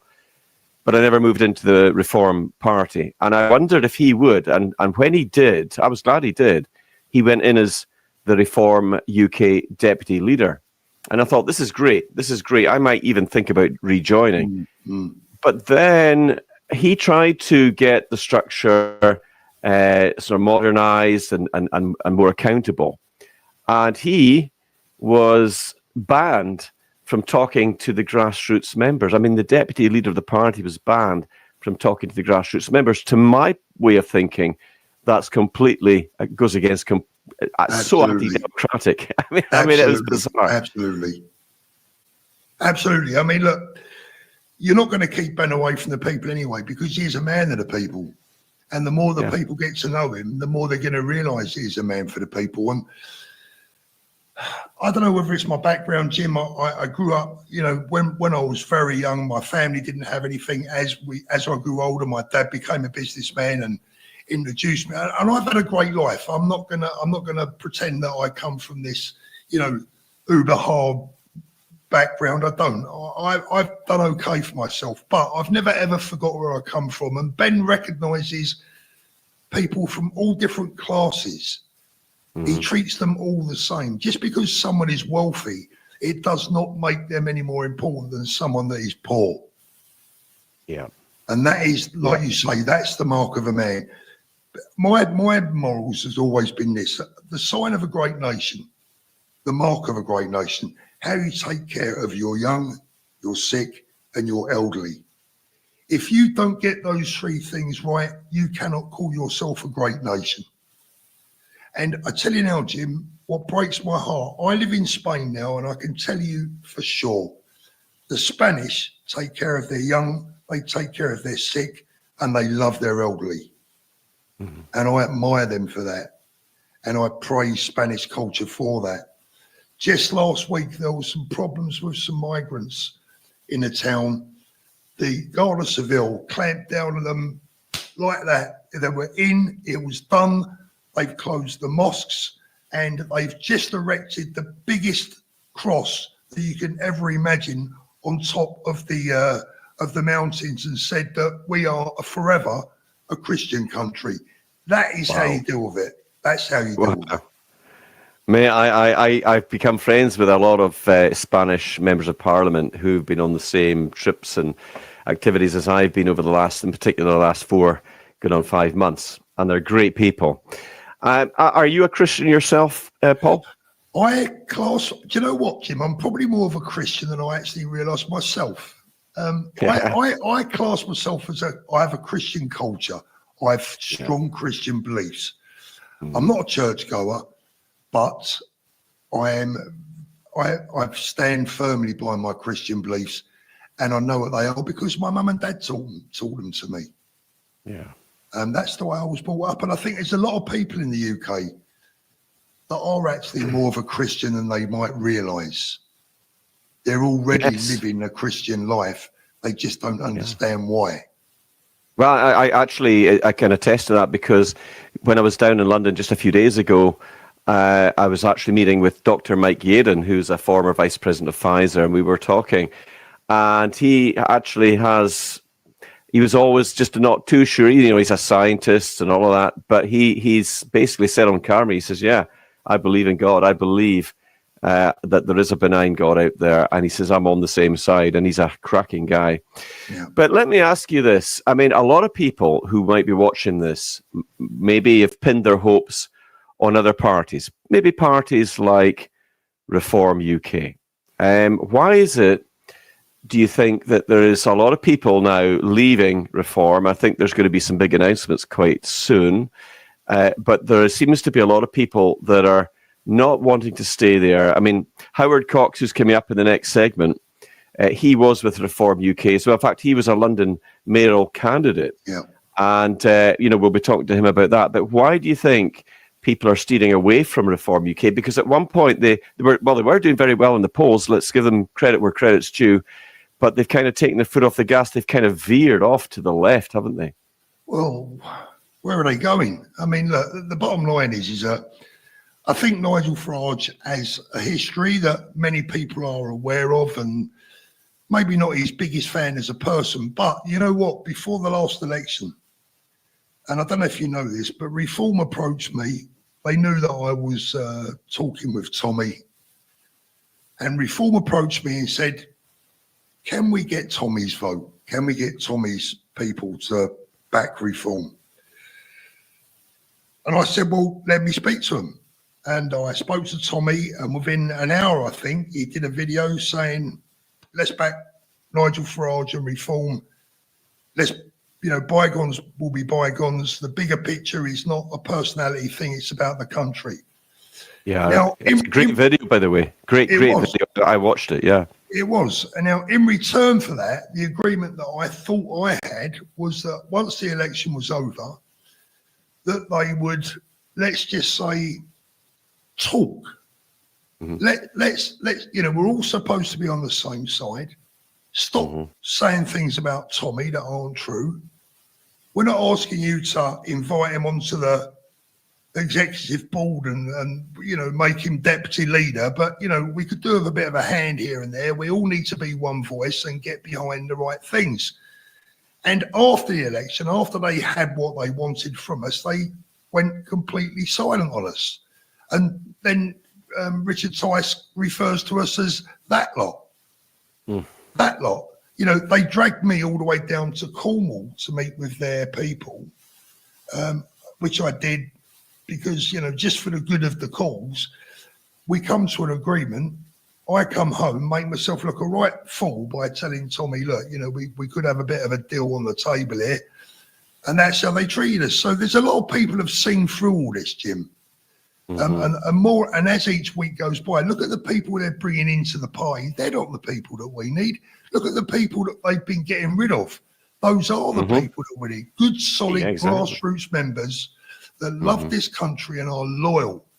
But they haven't got maybe the right accent or the right look, or they might have upset someone in the past, or Nigel might just take a disliking to. We're after winning our country back, mate. This isn't about minor. This isn't about egos.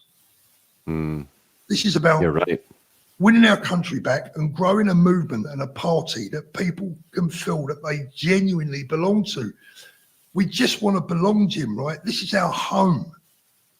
We love our country. We love our people. And more than anything, I'm sorry to go on a rant, but we love our children. Jim, we love our children.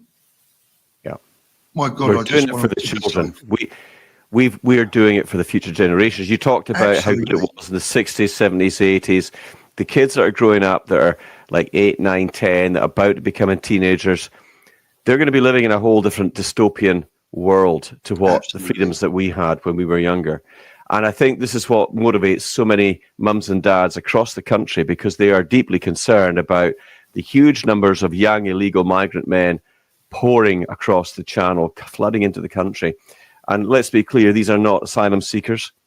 They've been trying to say there were asylum seekers fleeing war zones. It's women and children. It's not. It's young. It's like 99% young illegal migrant men coming in who have got rid of their passports, rid of their papers. They can't be vetted. And they're coming in very, very large numbers. That's unacceptable, because a country without borders ceases to be a country. It's a major, major issue. It's not just a major issue for the United Kingdom. It's really bad in Ireland. It's really bad in France. It's bad across Europe. And that was when I said in Moldova, the Western civilization faces an existential crisis. Pulling it back, Ben Habib has been very, very strong in this. So that's another reason. You know, he's not frightened to say what he thinks, and he means what he says, and he says what he means. I think in Ben Habib, we've got a leader that the entire country could actually get behind, because he really means what he says, doesn't he? He absolutely does. I mean, the odd thing is, Jim, if we could just get those Brexit voters out to vote for Ben and advance, we'd have our next Prime Minister. It's reaching those 16, 17 million people. We've got to try. We've got to do it. And I'm always saying to my audience, look, you want to know how you can help? Spread the word. You want to know you can help? Sign up another family member. Make sure they're registered to vote. Make sure you educate other people. But you're absolutely right. We do have a man that could take us all the way. Our job now, because Ben's under a lot of pressure, make no mistake. This will play heavily on Ben, because he's a man of morals and integrity, and he will want to deliver. I know that. And he will not want to fail, but he can't do it alone. It's down to us. Every single one of us watching this podcast right now, this live right now, we have a job to do. It's not, Ben can't do it all. His people around him can't do it all. We need our army of people that love this country. And we're all in it together. And I think that's actually probably a strength of ours for all of us. We are, at last, we are together, and we have a party that the people, and when I say the people, I mean everyone that loves this country, that's got red, white and blue in their hearts, we can all get behind it. Do you know something, Paul? I'm a big history fan, and in particular of military history. Yeah.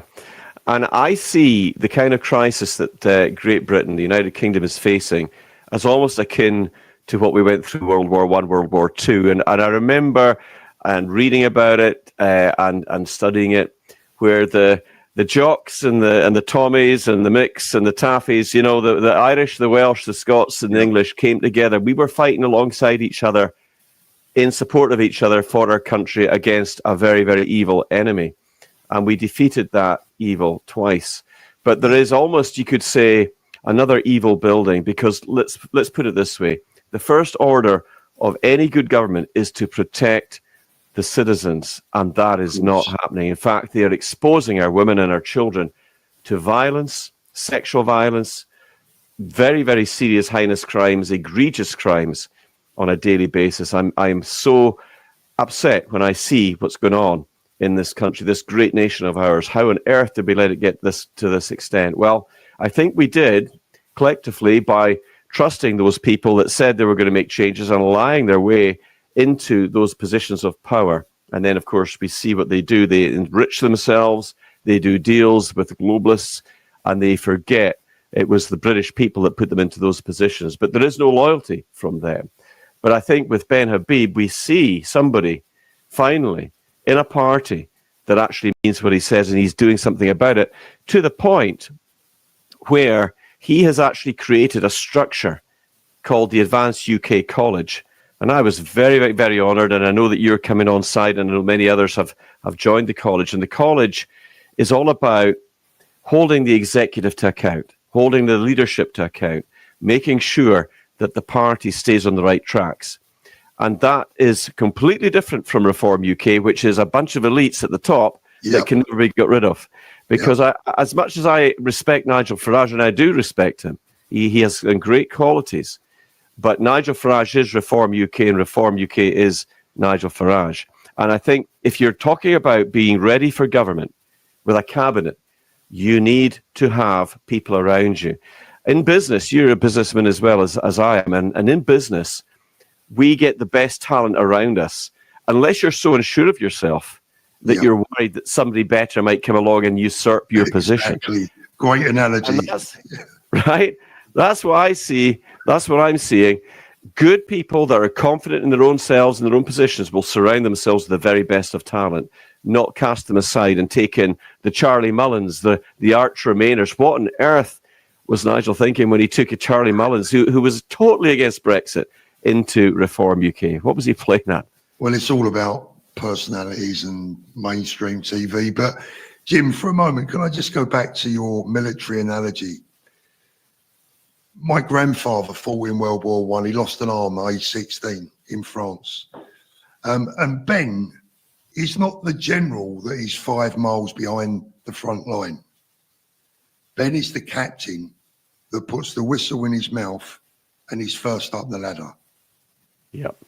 And the boys will follow him. Yep. And they'll go in a battle with him. That's the difference between Ben and Nigel Farage. Nigel is the general 5 miles away, under no danger. Ben is the captain that will come over the top. And I trust Ben implicitly. And it breaks my heart because, like you, I'm a big history buff, particularly the South African Wars, the Zulu War, and the First World War, more than any other.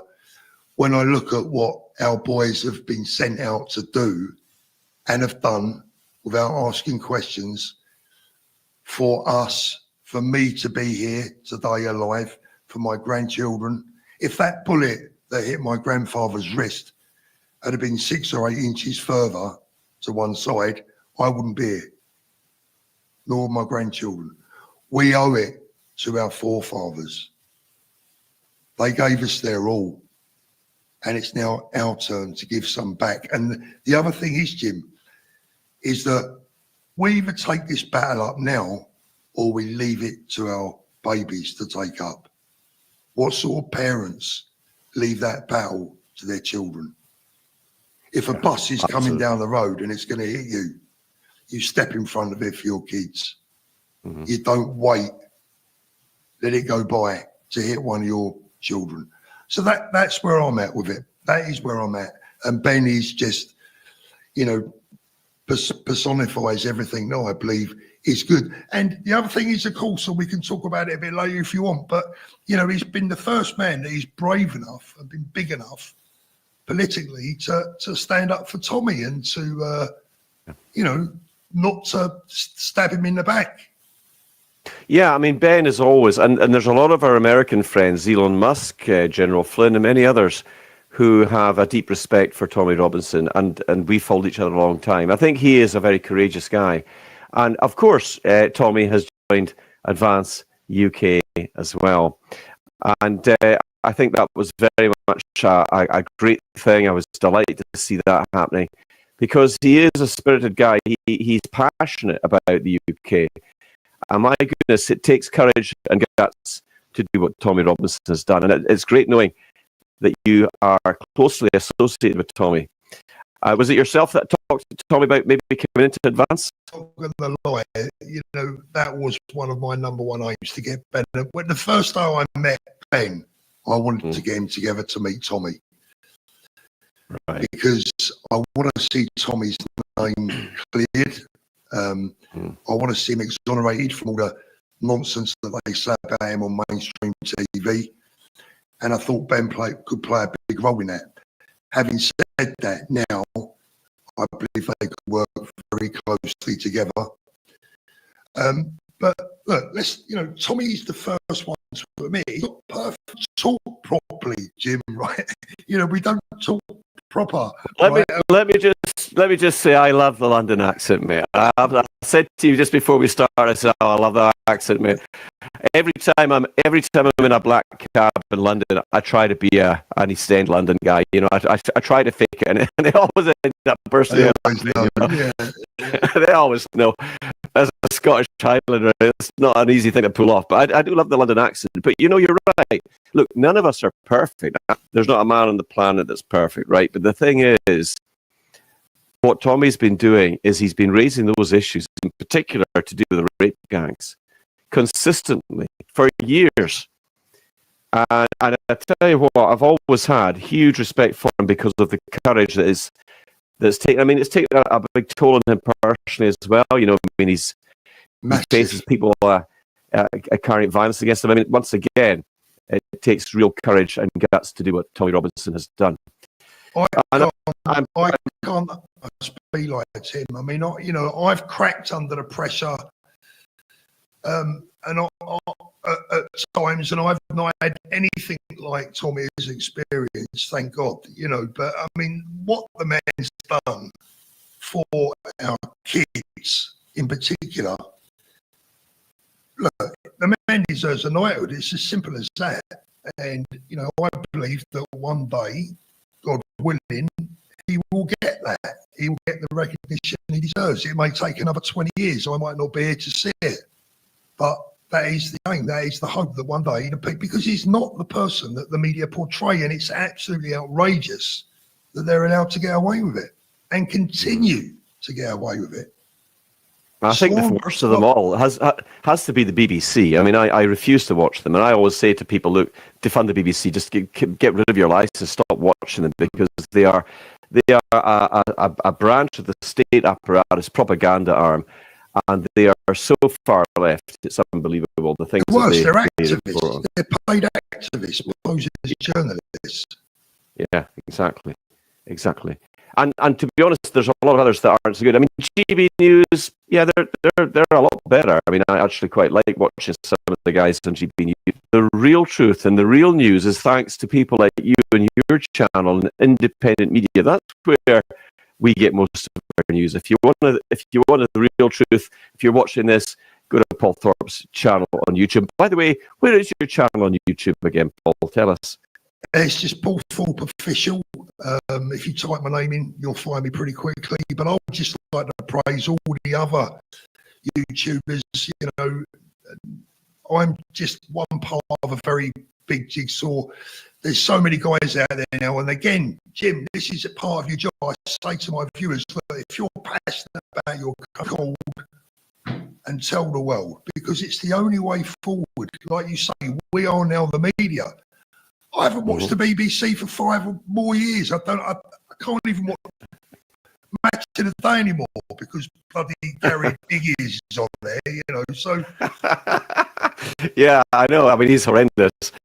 But I mean, I see that Paul, the Gabby Cabby, I don't know if you know him. Yeah. I've watched his show for a long time. He's actually joined Advance UK as well. I put up a post about him. I sent it to him. We follow each other, and I got a big thumbs up back from him. So hopefully I'll be interviewing him at some point in the near future. And he's like us, he just calls it, he says it the way he sees it. Absolutely. Great guy.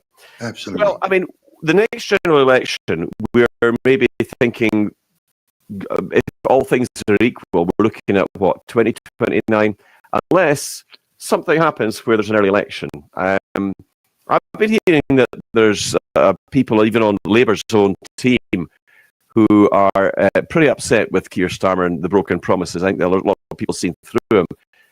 So I don't know whether he's going to stay the distance or whether he'll get replaced. I mean, goodness, God knows who's going to replace him. Yeah, I feel he might be. Yeah. I mean, I think a betting man, but if I had to have a bet and make a prediction, I think that by the end of next year, dread the thought, I think we'll be looking at yeah, I think we'll be looking at Angela Rayner as it's just beyond belief. But God help us. It feels like we've got an awful long way to go to the next general election.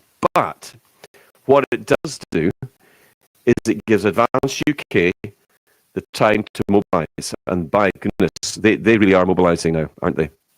absolutely, and to some degree, I guess the worse the government's performance, in some respects, the better for Advance, because at the end of the day, people open their eyes even faster. I mean, look, my job these days is to bring different demographics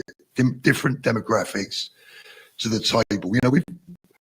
The working class have opened their eyes. What I'm doing now is I'm speaking a business piece.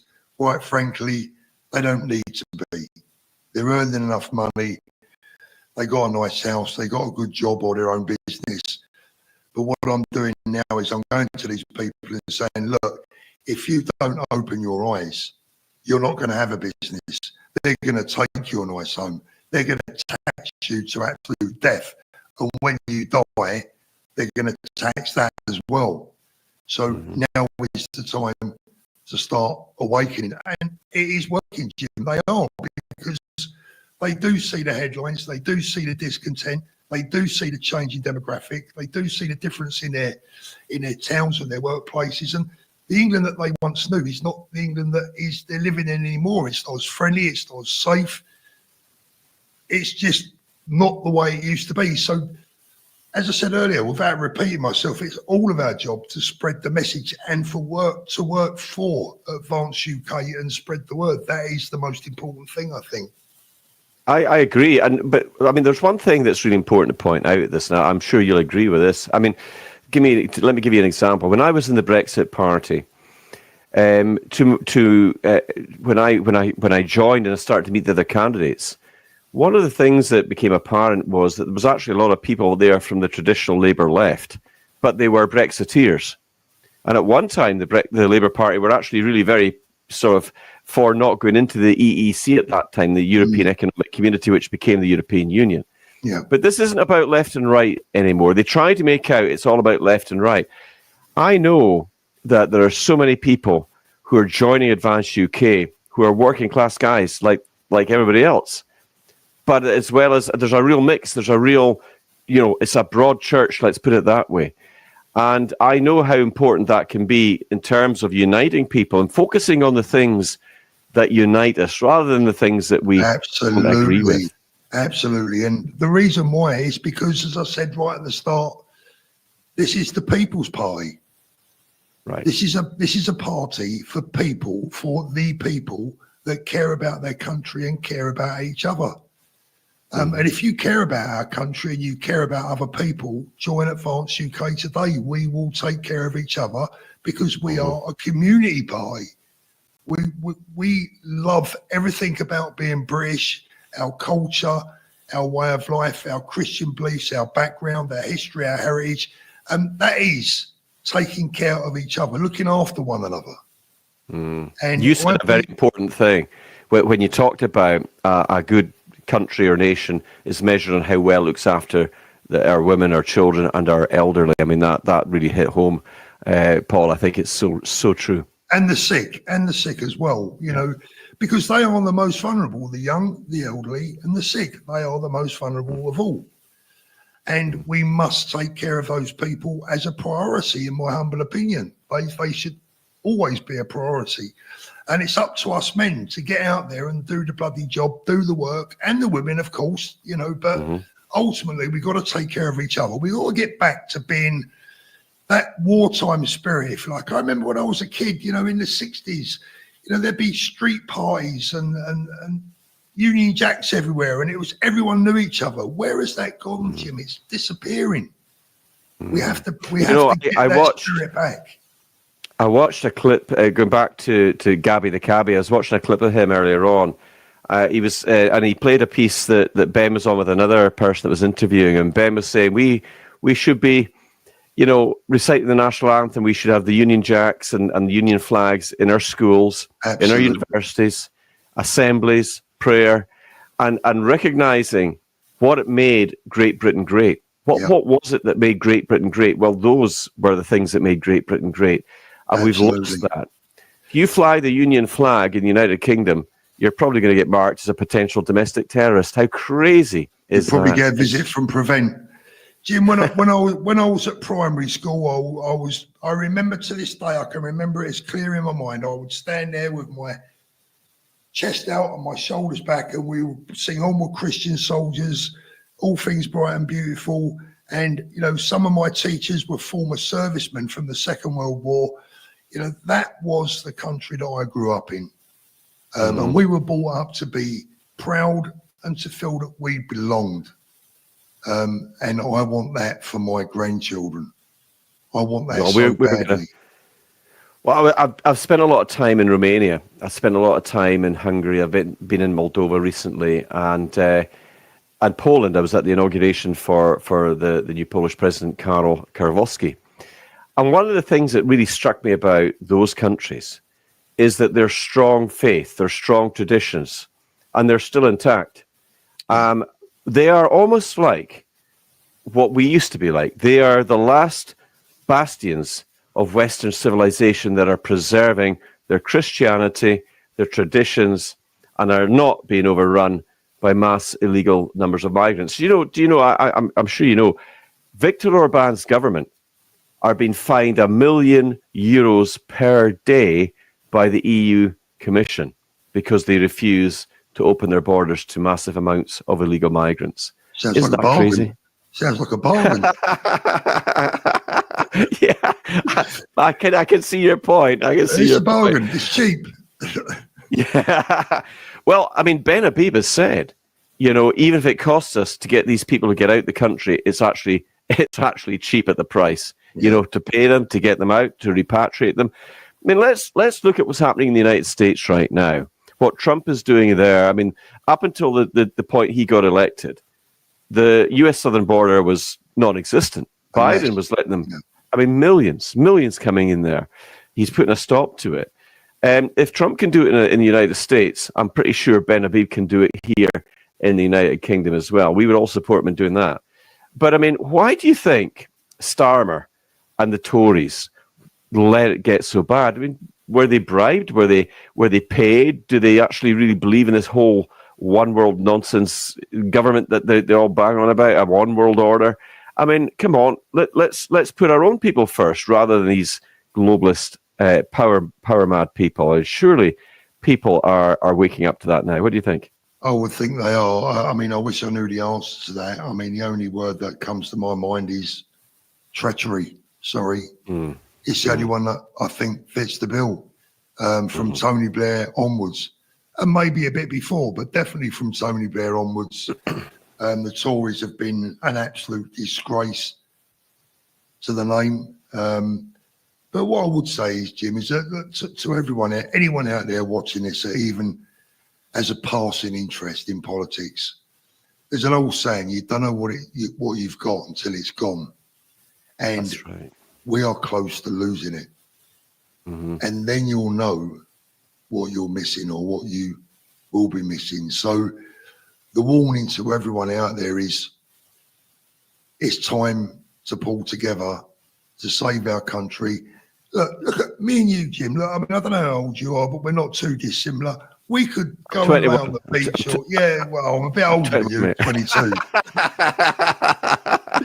I mean, look, we don't need to be doing this, Jim, right? I'm sure we got something else we could be doing.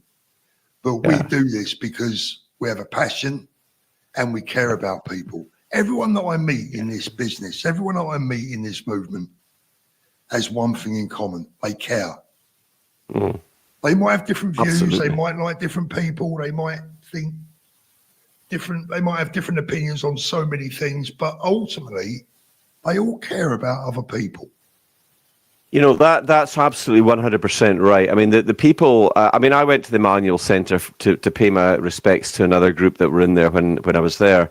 And I pumped, it was so funny. I was telling Ben when we spoke briefly, and there was a little that we put out, I think it's pinned to my channel, we were talking about it. I said, you're not going to believe this, but there were so many people, when they realised I was there, they came up and they said, we've joined Advance UK. So many members. There was nobody from Reform that was saying they were from Reform. It was all Advance UK. And that was absolutely true. I mean, I honestly believe that when we talk about Reform, that we're seen as the go-to party because they weren't part of the two mainstream parties, I suppose you could call them Dems as well, as the ones that might be the ones to go. And the polish has come off. The wheels have come off Reform. Oh, 100%. What do you say? What do you say to people who are thinking that Reform might be the way to go when there's an alternative now, a real alternative, a powerful alternative that is rapidly rising? When you think about what we've achieved in 7 weeks, we are approaching that 30,000 target. It's scary. In Reform? I would say look at Ben Habib's performance versus Nigel Farage's performance. It's very simple. It's not even, do you know what, Jim? That job is easy.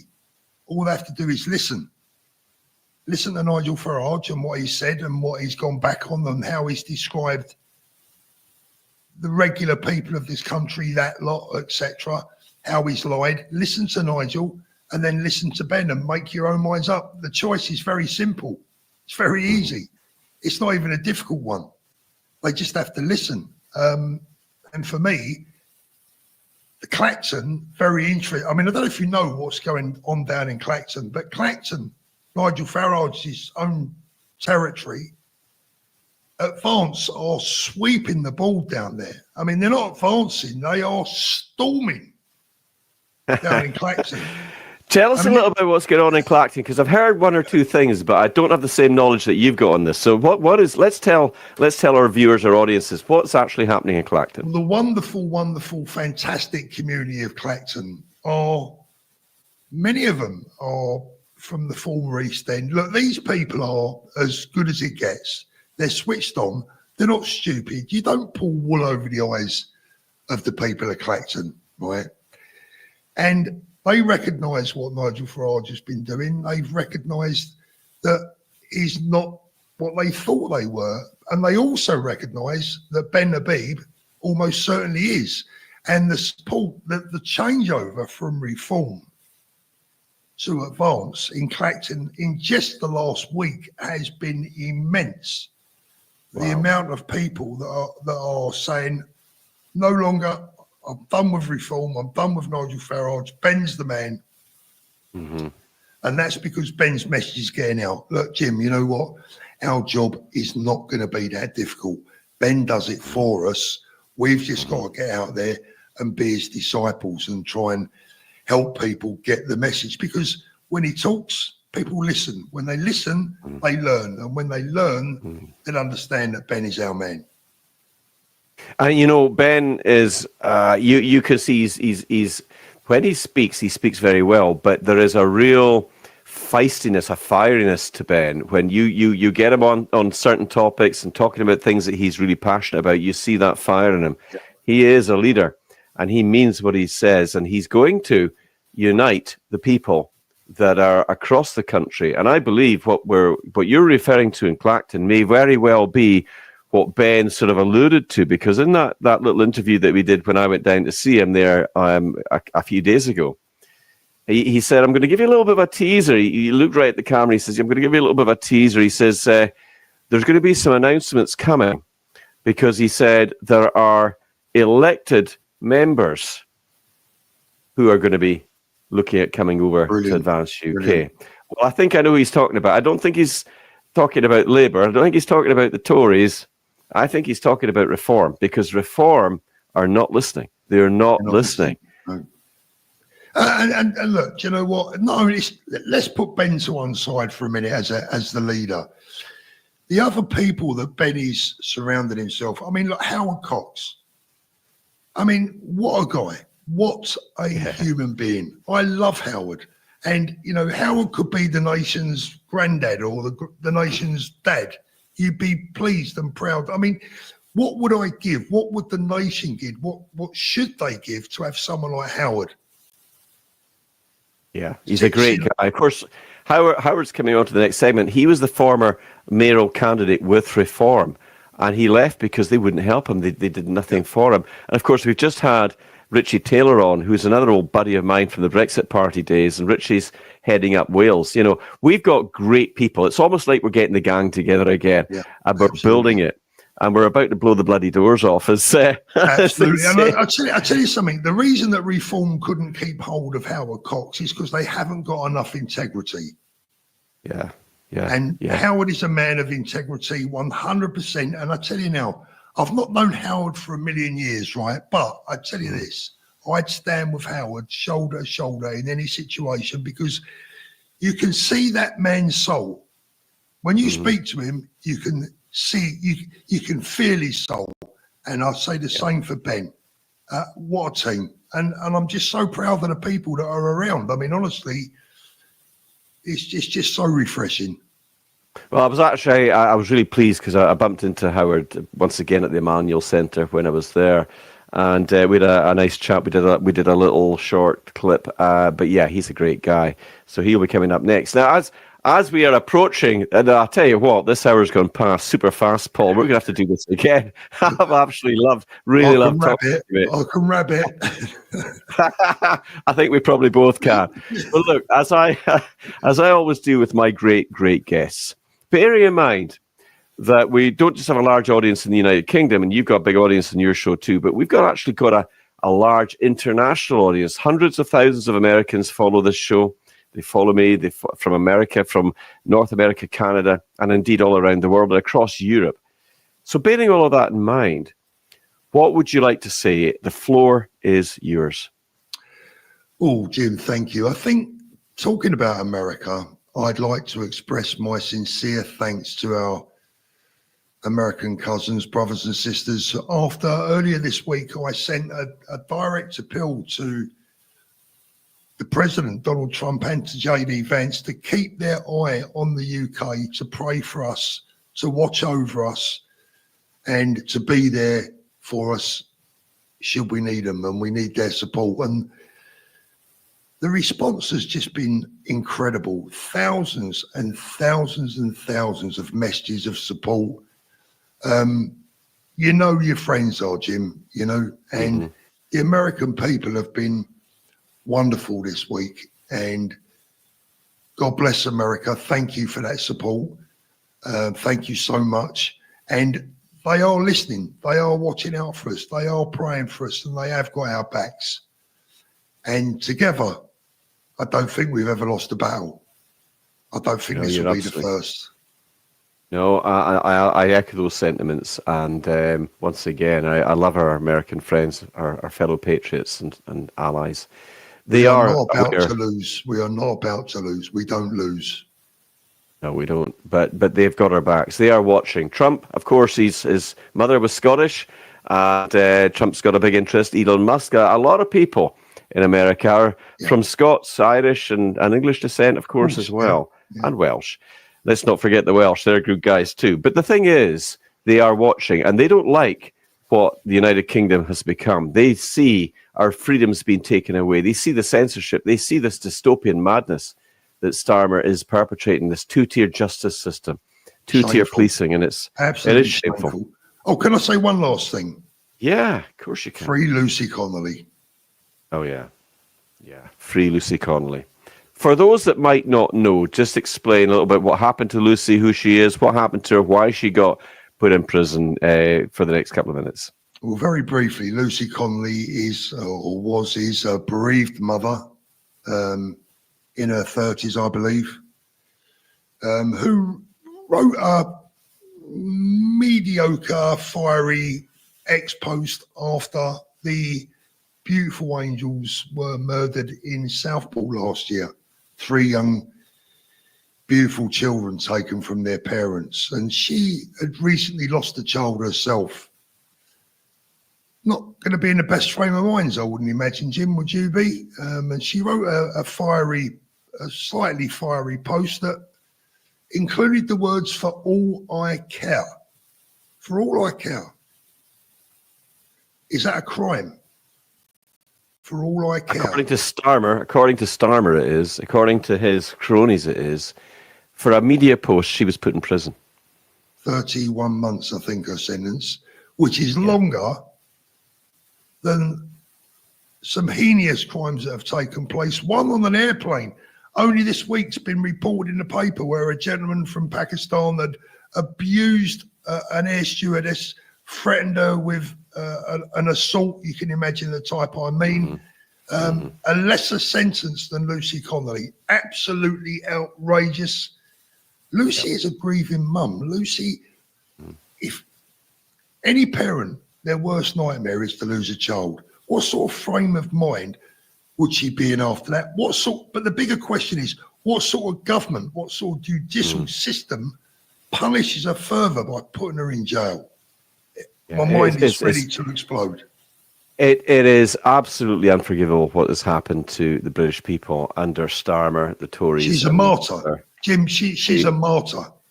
Well, I tell you, I tell you what, these people are going to have to be held accountable. But we are out of time. But I've got to be honest with you, Paul. I've enjoyed this. This has been fabulous. Thank you so much.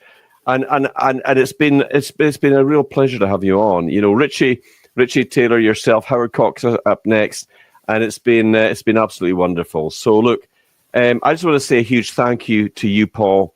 And I would say to the people out there, you got to check this man's show out. We've got the links going into the description. You know where to find him. He's got a great YouTube channel. And Paul's the kind of guy that, you're very welcome, Paul. Paul's the kind of guy that calls it and says what he thinks, and he means what he says as well. And I'm absolutely honoured that he's in Advance UK with all the rest of us. The pleasure is all mine. The pleasure is all mine. And please send my love to your next guest, Howard. Love you, Howard. He's listening in the green room. He's probably smiling, so he'll have something to say when he comes on, I'm sure. But thanks to all of you out there. Don't go away. We're going to go for a quick 60-second break. We'll be right back with Howard Cox. Thank you. Stay tuned. Freedom of speech is critical to democracy. Without freedom of speech, simply you can't have debates and you therefore can't have democracy. We will ensure that our children are not indoctrinated. We will ensure that the political views you hold won't land you in jail. It is absolutely vital for the progression of any civilization to be able to air their views without fear and without favor. Freedom of speech also will be at the heart of our political philosophy. Which brings me to democracy. No country can succeed other than through democracy. It may not be a perfect system, but it is frankly the best system that the world has ever produced. And we used to be the mother of all democracies. But as a result of our freedom of speech being set aside, burdens coming into British law from international law, memberships of supranational institutions, the giving away of power from Parliament, these entities, as well as domestic quangos, we are just a shred of the democratic force that we used to be. And welcome back to the Advanced UK live stream. And I've got another fantastic guest, Howard Cox. What a pleasure to have you on, sir. Great to see you. Hello, and thank you for that. I'm still getting over what Paul Thorp just said, and I think he needs to go to the sort of metaphorical Specsavers and look again. But what a great guy he is too, and you're dead right about the independent sort of a citizen journalists as these people are to me. They're telling the truth, and that's where I get all my information from now. Jim, it's a pleasure to be with you, my friend. Well, it's great, and it was actually really great to see you at the Emmanuel Centre in London a few days ago as well. I was so pleased I bumped into you there. And I was saying to Paul, I was saying to Richie at the start, I bumped into so many people there, and they were all Advanced UK members. There wasn't a single Reform member there. But, you know, I think for the sake of our audience, because you are very well known, and I mean, you've done some amazing campaign work for Fair Fuel. Just tell us a little bit about the work that you've done before we get into the advanced stuff. Yeah, okay. It's a bit of a funny thing. I mean, I think, and I'm laughing at Paul Thorp said I should be the nation's granddad. He's not far. I am 70 years old, and I should be tending my petunias now. But what happened about 20 years ago is that I sold a business and made a bit of money, and to cut a long story short, I sort of retired, and I thought. But I was so bored with life and everything. I had to do something, and I came back out, did some consultancy work for small businesses, and you know, businesses turning over around about 2 or 3 million, you know, up to about 20 million, that sort of thing. And I was doing some work for the sort of consultancy was marketing, trade, communications, that sort of thing. And this particular business was a transport business, a trucking business. 50 trucks the CEO had, and one day I was sitting down with him. We were just sorting out how we were doing, preparing some marketing material, and I noticed he had a spreadsheet open on his table, and I'm pretty good at reading upside down from my days of being a medical rep 100 years ago, and I could read things over like that sort of thing. And I just looked at it. He said, "What's that line there?" It says fuel costs, and fuel costs were something like 47% of his costs were fuel, diesel. And I thought, bloody hell! And get this, at that time, 70% of it went to the government in tax. And I said, this is ludicrous. I knew, there's a lot of tax in it, but I didn't really understand all of that until then. And I said to the CEO, "Is anyone campaigning for this?" He said, "Well, I understand the Road Haulage Association, the Freight Transport Associations. They send their usual letter to the Chancellor every budget and say, don't put up fuel duty." And they tend to ignore it because they've got no clout. They tend to be very much yes men organisations to the government, which is a shame because they should represent their members. And we'll come on to about grassroots members a bit later. But anyway, I said, why don't we set up a campaign? And so in December 2010, I set up a campaign called Fair Fuel UK. And I managed to secure the first e-petition debate in Parliament. I was the first one of getting 100,000. And bear in mind, it was very hard to do it then. And social media 15 years ago wasn't as so easily to access it was then. I was relying on Facebook and Twitter and only those. And I remember sitting I got a shed in my back garden, which is where my office is. And with about a big crate of Merlot, I sat there for about 24 hours trying to actually encourage people to join up on the basis. And I couldn't believe how quickly I got to 100,000. It took 2 or 3 days to do it. And also we've got 1.7 million sign-ups since then in terms of that. And George Osborne was the Chancellor, and then with David Cameron, and they were about to introduce an increase in fuel duty in the budget in March 2011. There's a thing called a fuel price escalator. There was every year and we still talk about it now. But what that meant was that fuel duty will go up by say 1 or 2p plus inflation. And had it gone up by that every year, if they followed that, we'd be paying something like £1 more at the pumps for our fuel per litre. And so I'm very proud of the fact that I managed to campaign very, very hard. And I use social media then. I use a lot of other things. I use what called advocacy mailing, which I ask our supporters to actually email their MP and the ministers, which is all common practice now. In fact, MPs get fed up the back teeth of it now. I don't blame them, because now we know we're trying to save the whale and save the lesser spotted crocus or whatever. All these sorts of they're all over the place. But that one mattered because, as you probably know, that fuel duty, the cost of fuel, is always the first thing mentioned when they mention inflationary pressure or inflation. Usually they say, oh, inflation's gone up. That's because the prices at pumps gone up, oil's gone up, etc. And it impacts on every aspect of our life. Even if you're a devout greenie and you hate the motor car, you won't be able to get your vegan meat pie delivered to your house without some diesel fuel. And anyway, so I got into that, and I didn't expect to be doing it longer than a couple of years. And here I am still doing it. And I work very closely with backbench Tory MPs, and I've worked with some very, very good backbench Tory MPs. People like Robert Halfam, Craig McKinley, Lord McKinley, he's the bionic Lord. We all know he lost all his limbs. And I can mention loads of other people who still are close friends. Penny Mordaunt, he still keeps in good contact.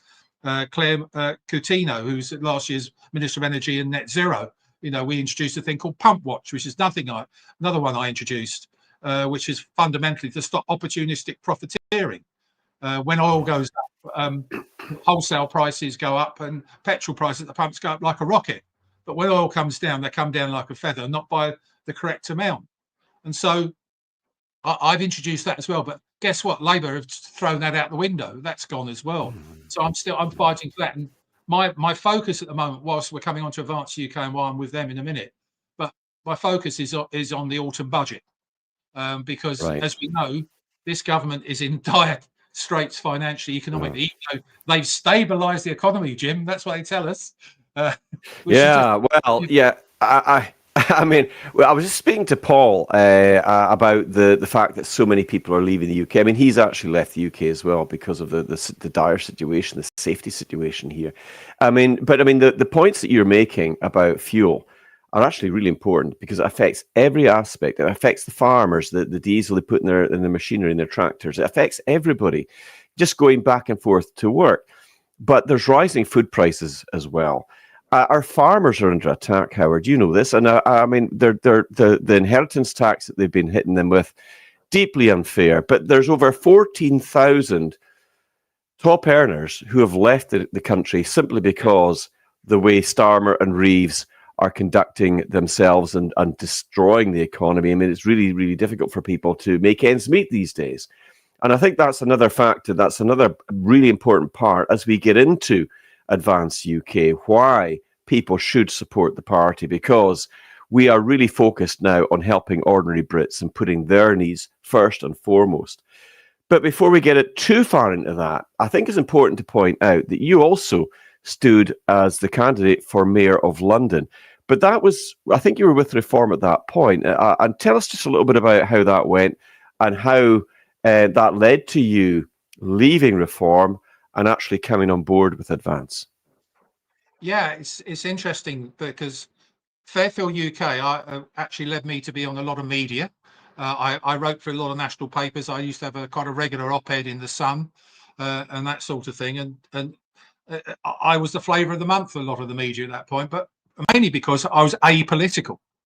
I had to get that campaign. There's a lot of Labour voters that drive diesels and petrols, and from my point of view, that I had to stay apolitical. But I was quite often on a radio show on Talk TV run by Richard Tice. Every Sunday morning he was on there, and I used to appear every other weekend with him for half an hour talking about motoring politics. They called me on. I was the expert, which it always makes me laugh when people call me that. But he said to me, after about 8 or 9 shows I was with him, he said, "Do you fancy a coffee afterwards? I've got something to talk to you about." And it wasn't my good looks that he was going to offer me, to stand for London Mayor. It's because I've got 1.7 million supporters signed up, and obviously in London, I have something like 150,000, a lot less proportionate because not many people drive in London because they can't. But he said, and I said, no, I don't want to do it. I've got to stay apolitical. But after about 2 months of chatting with him, and the big thing with Sadiq Khan coming out with his lies about the ULEZ expansion and what it would do and benefit people's lives, etc., I realised that it fitted quite well in with Fairfield UK. Why not stand?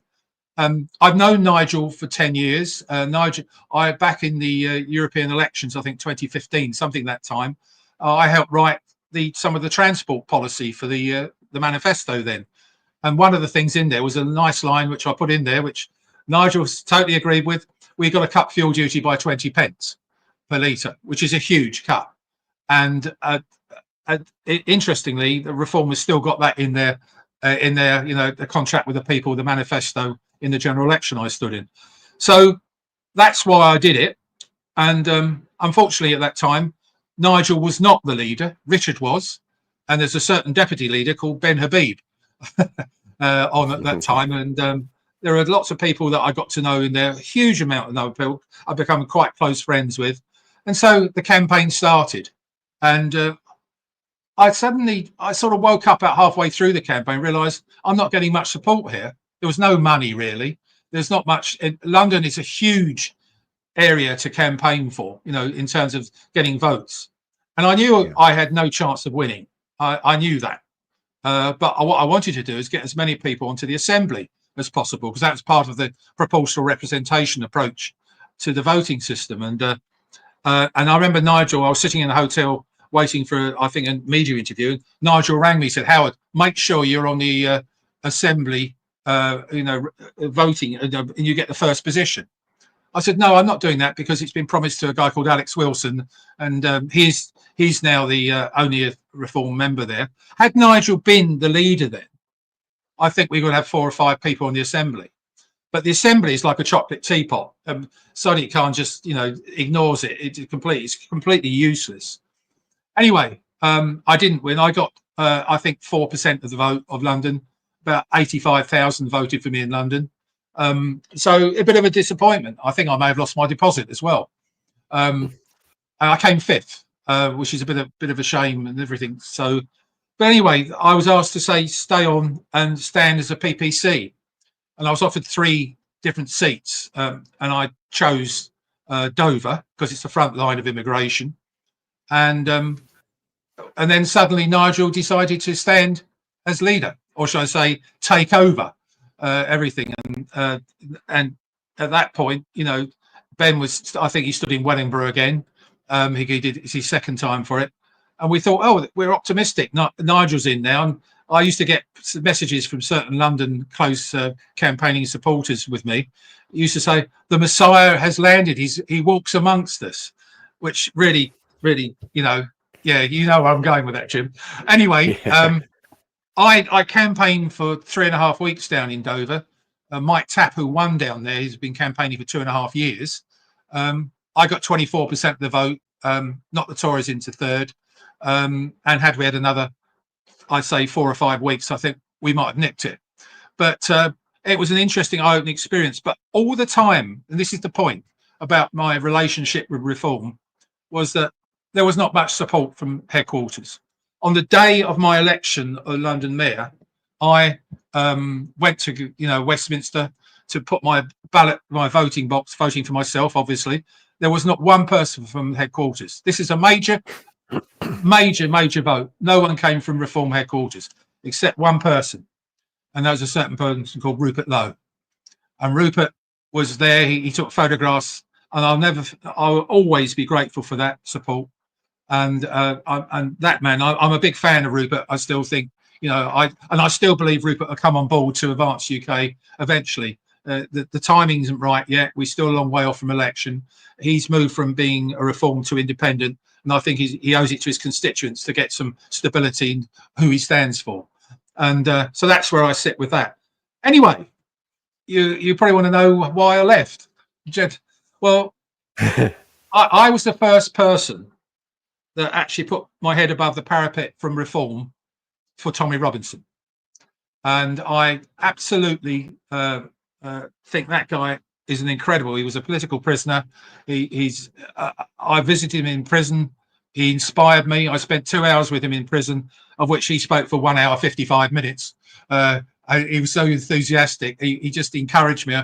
I couldn't believe what a man this was. I had to find out for myself who this guy was, because Richard Tice sent me a WhatsApp text. I can't remember what it was now, earlier this year, but end of last year, which simply said, if you continue to support Tommy Robinson or show support for him, we will expel you from the party.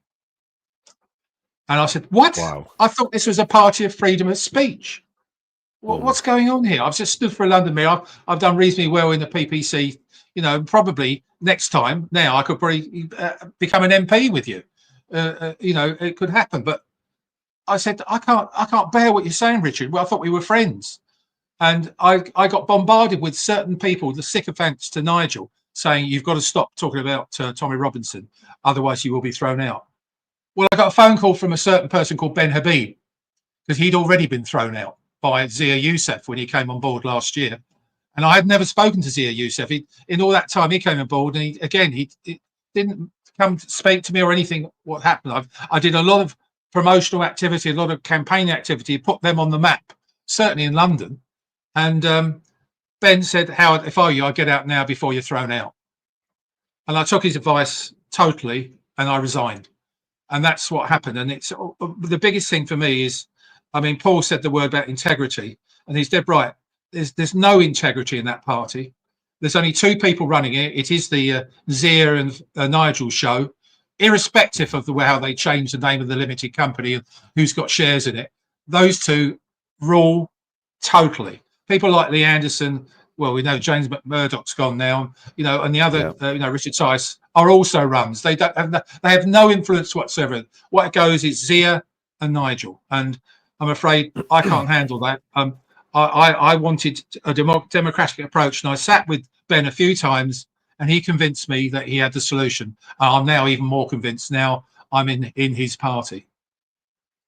When you hear this from and there are other grassroots that members that are having this sort of same censorship, the same control, that is not a good thing. And when you're dealing with volunteers, people that give their time to the party, people that volunteer their time, they stand, they work.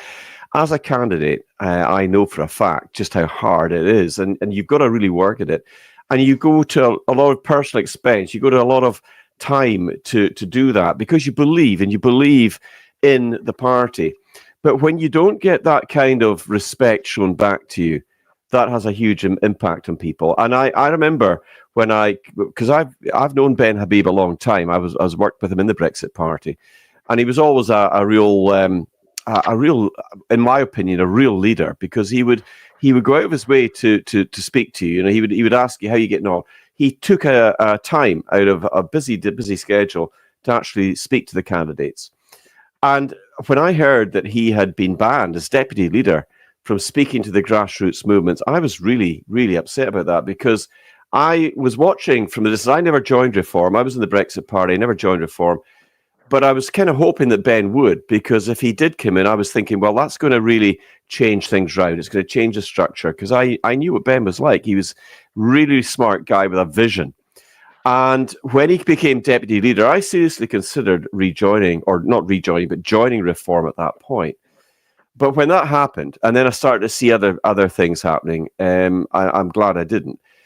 What this country needs, Howard, are people that are prepared to listen and work with others, not be elites, not be those people up here that nobody can touch, that aren't accountable to anybody. And that's the massive difference of Advance UK and what we're seeing with Reform. Advance UK now have a college. You're part of that. Advance UK College is all about accountability, holding the executive to account. And Ben has put that structure in place, which is unique to Advance UK, so that the party will always be accountable to its members and to the people. And that's incredibly important. And I think the people I've met in Advance, I've been wholeheartedly delighted to join Ben, because I believe in what he's doing. He is a man of vision. He's integrity. He's in complete integrity. And he is feisty. He's fiery. He is passionate about saving the United Kingdom. Those are the kind of leaders that we need. People that will be held to account, people that will be held to keep their promises, their vows, their oaths to the people. That's the kind of people I want to see in Parliament. That's the kind of leader I want to see as Prime Minister. You have done a huge amount of work in terms of activism, in terms of candidacy, and you've built up an incredible following. But what would you say to those grassroots members who are maybe struggling with the same kind of dystopian censorship that's going on? You can't talk to this person, you can't talk to that person. These are good people. And I know a lot of really good people that went to Reform. Many of them I recruited. When I was in the Brexit Party, I got recruited very deeply into the party. And a lot of the time I spent, as well as campaigning, was vetting and background screening and interviewing those candidates. And I'm proud to say we got some amazing candidates. Now, some of them might be in Reform right now. What do you say to them when they are maybe having to deal with this kind of lack of support, this kind of censorship? Because there's no other way to describe it, is it? I mean, what do you say to those people? They're good people. What do you say to them? Well, I have hundreds of these people contacting me regularly, some of them still in Reform, keeping their membership there, watching how Advanced UK is going to actually develop. And my message to them is very, very blunt. You cannot trust Reform. You simply cannot trust Reform. Advance UK is the party that Reform should have been. And what we're seeing now is a lack of honesty, a lack of trust, no transparency. certainly no democracy. And they're setting up a thing with called a board now. And I understand there's some people going on to Reform UK board. There's people like Gawain, who was thrown out, Gawain Towler, and I think he's a good guy, but he's very loyal to Nigel. He's thrown out, he's chucked out.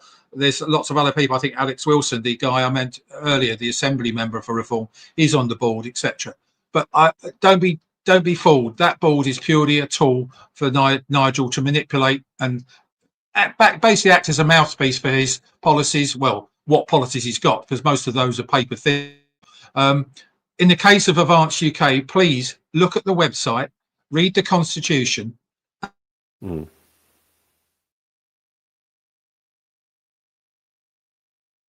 do not see in Reform UK. You may have lost me then, did you?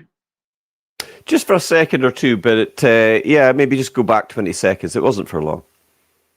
Yeah, my message to people thinking about Advance UK, but even if you're not thinking about it, just compare those four major attributes, which is honesty, transparency, democracy, and accountability. You will not see any of that in Reform UK. I promise you that. I was at the heart of it, very senior heart of it, all this sort of thing, and I watched it, and I watched how people were just manipulated and used.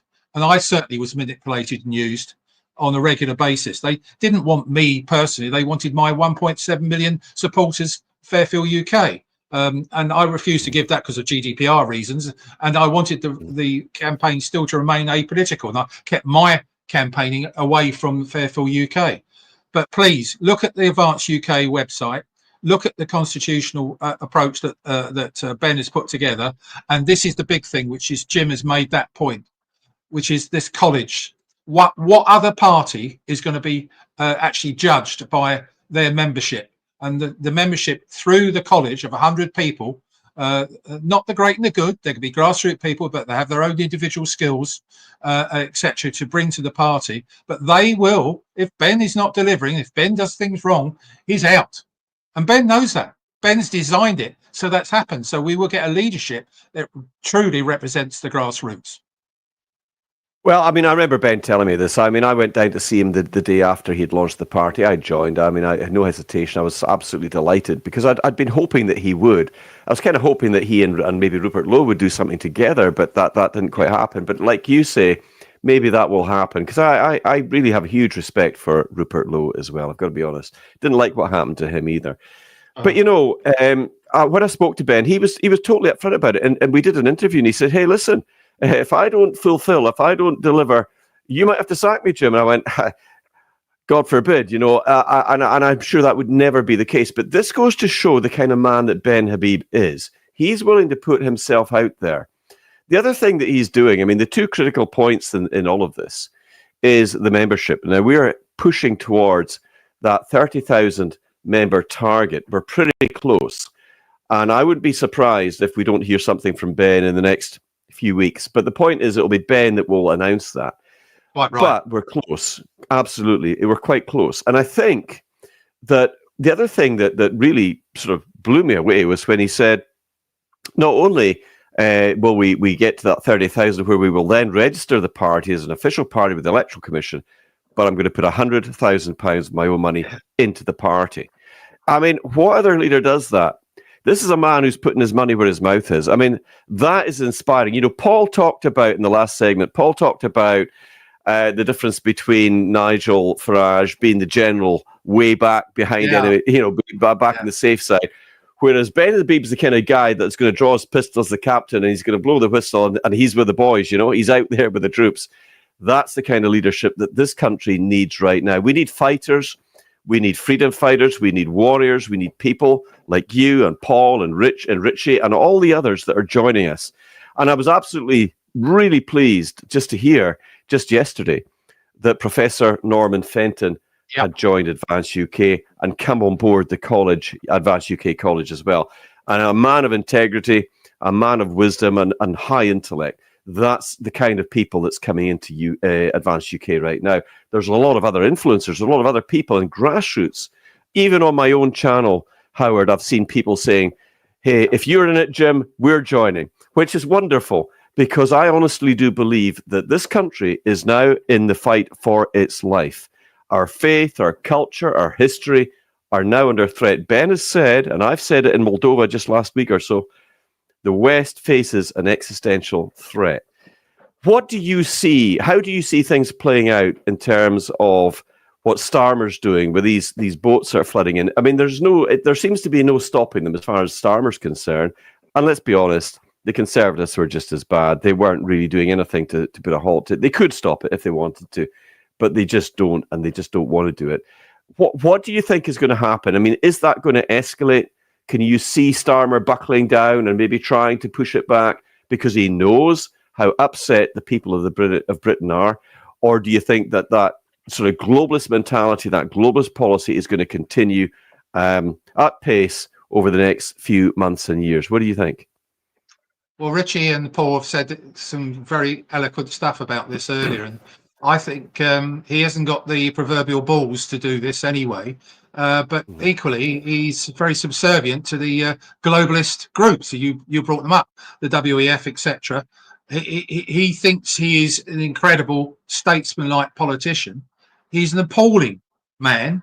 He's manifestly lies, and I'm one of the first people who said about Sadiq Khan, the other pathological liar. I've called them both pathological liars. Their manifestos have been written by Enid Blyton. They're all fairy tale stuff, and that's what got them into power. You mentioned it, Jim. You said, lying into power, and this is the other thing. And to some extent, I have to say that Reform are doing the same thing. When I was nearly thrown out of the party, but I got out beforehand, I actually sent a private WhatsApp message to Nigel. It simply said this: you've got 220,000 members now. I think, why don't you get the proper mandate and ask them to vote for the leader of the party? Why don't you do that now? Then you'll get the mandate, because at the moment you came back and declared yourself as leader. There's no democracy in you just saying I'm now the leader and throwing out other people. And that's the difference again. Coming back to the college, you cannot. Honestly, it's chalk and cheese. Is unbelievable with what Ben has put in place. And I wouldn't have thought of this. It's brilliant, the college idea. It's interesting how he calls it a college, but in essence, there's 100 great and good people with good intellects, good experience, grassroots experience, who are going to choose the way Advanced UK develops. And as far as Starmer is concerned, in terms of immigration and all of these sorts of things, they haven't got a clue what to do.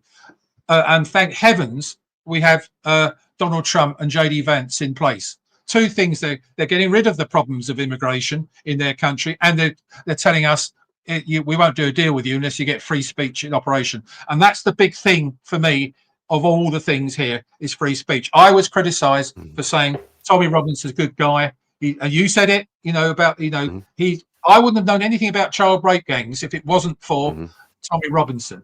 And I said, right, that's it. I've got to meet this guy. And Paul Thorp engineered my meeting with Tommy in prison. And I still remember it to the day. I was inspired by that man, and on the 13th of September, there's the big freedom of speech rally, and I will definitely be going along there. And I hope to see you there, Jim. Oh, I will be there. Ben's going to be there. There's actually a lot of interest at the international level about this event as well. I know that there are people coming from Romania. George Simeon, the former Romanian presidential candidate, he's coming. We spoke about it when I was over there with him when we were actually in Poland at the inauguration of Karol Karwowski. And there's a lot of interest. So, and that's another aspect to all of this, because we are building international support for Ben and for Advanced UK. And that's very, very important, that our friends, and many of them I've been speaking to over the last few months, some of them at fairly senior level in the United States, but also leaders like Marine Le Pen in France. I had a great meeting with her. She's a great French patriot. I've been meeting and met with members of Viktor Orban's cabinet, and there's many, many others. So there's a lot of things building. Members of the European Parliament, senators from Germany and other places. So that there is a real interest in the United Kingdom. And the patriots across Europe. I was at the Make Europe Great Again conference in Moldova, and then in Poland and Warsaw. There's a lot of us, and we all agree that we've got to make sure that our country's national sovereignty remains intact. And this is the big problem with the EU Commission, this bunch of unelected bureaucrats who like to dictate. And even although we've got a good lawmakers in the European Union representing the other European nations, they cannot pass any laws unless the unelected Commission agree. That's not democracy. And that was always the problem I had. That's why I fought for British independence with the Brexit Party, because I didn't want these unelected bureaucrats dictating policy to us. But the big problem is we've got people in our government right now, Starmer and his cabinet, and before him, the Conservatives as well, who were very much aligned to the globalist agenda, putting globalist policies first and not the interests of the British people. I'm a British person. I love my country. I'm a Scottish Highlander, but I love my home in Scotland, but I love the British people as well. And I think it's high time that the patriots in all of our nations rose up and took back that leadership through the ballot box. And I think this is where Advance UK really now comes into focus. Because as you campaign for fair fuel, you and the other college members have this deep understanding of what real life is like.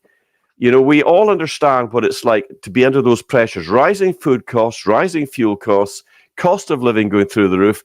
Yet our successive governments are handing billions to Ukraine to fight this endless war that seems to be going. Let's hope that Putin and Trump, they're meeting now, I believe, and let's hope that they can actually do this and get that sorted out.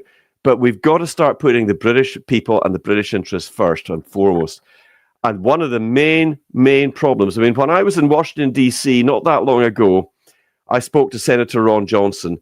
It was just before Donald Trump got re-elected. And I said to him, what is the main thing that you want to see a new Trump presidency do? And he said, halt the invasion at the border. We must do the same. And you're right to point out that J.D. Vance and Trump are calling out Starmer. They actually love the British people. We're strong allies. We've got so much in common with our friends across the pond in the United States. But let me ask you this. What is it about the situation where we see people being locked up for memes? I mean, Paul talked about Lucy Connolly. He talked about that. We're seeing this happening on a regular basis where seriously bad people are getting out of prison, and people that write memes or post things on Facebook or other platforms have been locked up. We were the mother of all parliaments, the Magna Carta. Freedom of speech was enshrined in the United Kingdom.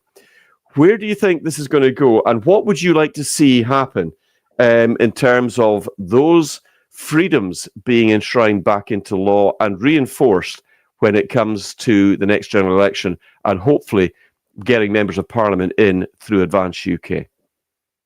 Well, there's a number of issues there you've talked about. Before I go on to that, I just wanted to congratulate you on becoming the international ambassador for Advance UK. You obviously got great connections, and I'm in awe of some of the people you know and talk to. But going to the thing, coming back to freedom of speech, I'm a very big supporter of the Together Declaration. You've probably seen they wanted digital. Yeah, the digital bill of rights. Alan Miller's working very hard on that, and those sorts of things. The issue we have is a mentality. There seems to be a control mentality in this Labour government. They want to control us, and we're coming back to what happened.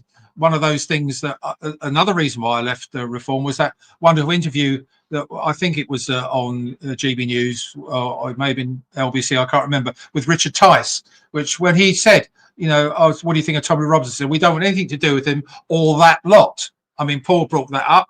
I'm proud to be one of that lot. I'm absolutely proud to be one of that lot. And, it's a big mistake. I actually said to Nigel privately, and I've been criticised by Richard for doing it, but after Richard made that comment, I sent a text to Nigel. I said, hang on a second, this is not right. And even Nigel came back, and no doubt they'll deny it, but Nigel came back and said, yes, Richard went over the top. So this is the difference in the party. They don't have any consistency with them whatsoever. And the fact that a man like Tommy Robinson actually said, vote for Reform in the last election. He did that. He didn't need to do that. And he's, but then completely disowning him, calling him a criminal, and Nigel saying that he beat up women, etc. And all that. It's a bit like Rupert Lowe, and he's got dementia. The lies that come out of that Reform headquarters factory is so disturbing, and they're not being picked up about it. He lied about me, Nigel, about something I said on a Dan Wootton, another great independent, citizen journalist, on one of his things, because I said, I'm sorry, but at the moment, today's politics is dominated by immigrants and Islamic immigrants, Muslim, whatever you want to call it. And I was picked up on that by Nigel, said, oh, that was a silly thing to say. And he went out on various airways saying Howard Cox was saying silly things. But look, what's happening today, I think I was right. And these are the sorts of things that we're on the right side of history, and Advanced UK's on the right side of history. And so as far as where we're going with Starmer and he's going in terms of the freedom of speech and those sorts of things, I despair. But the only way we can do is to keep pushing, and don't insult people, don't incite violence. Stay clear of those two things. I'm surprised the police haven't knocked at my door, because I've called, as I say, Sadiq Khan a pathological liar. But facts are on my side. Yeah. Well, I mean, it's interesting you talk about Dan Wootton. I bumped into him when I bumped into you about the same time at the Manual Centre as well. He's a good guy. He's got a great channel. And I'd popped in to see Mayor Toosey at the New Media Conference, and it was packed out. It was a great conference.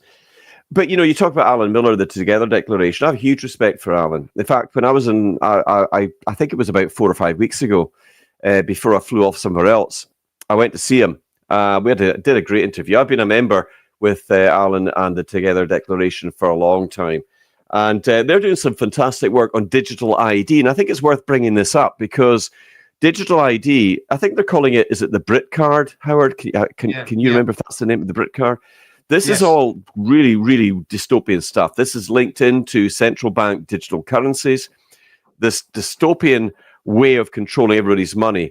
And we've got Ursula von der Leyen, Madame Lagarde over in the EU talking about introducing this in October this year. So we haven't got long to go to see if that goes through.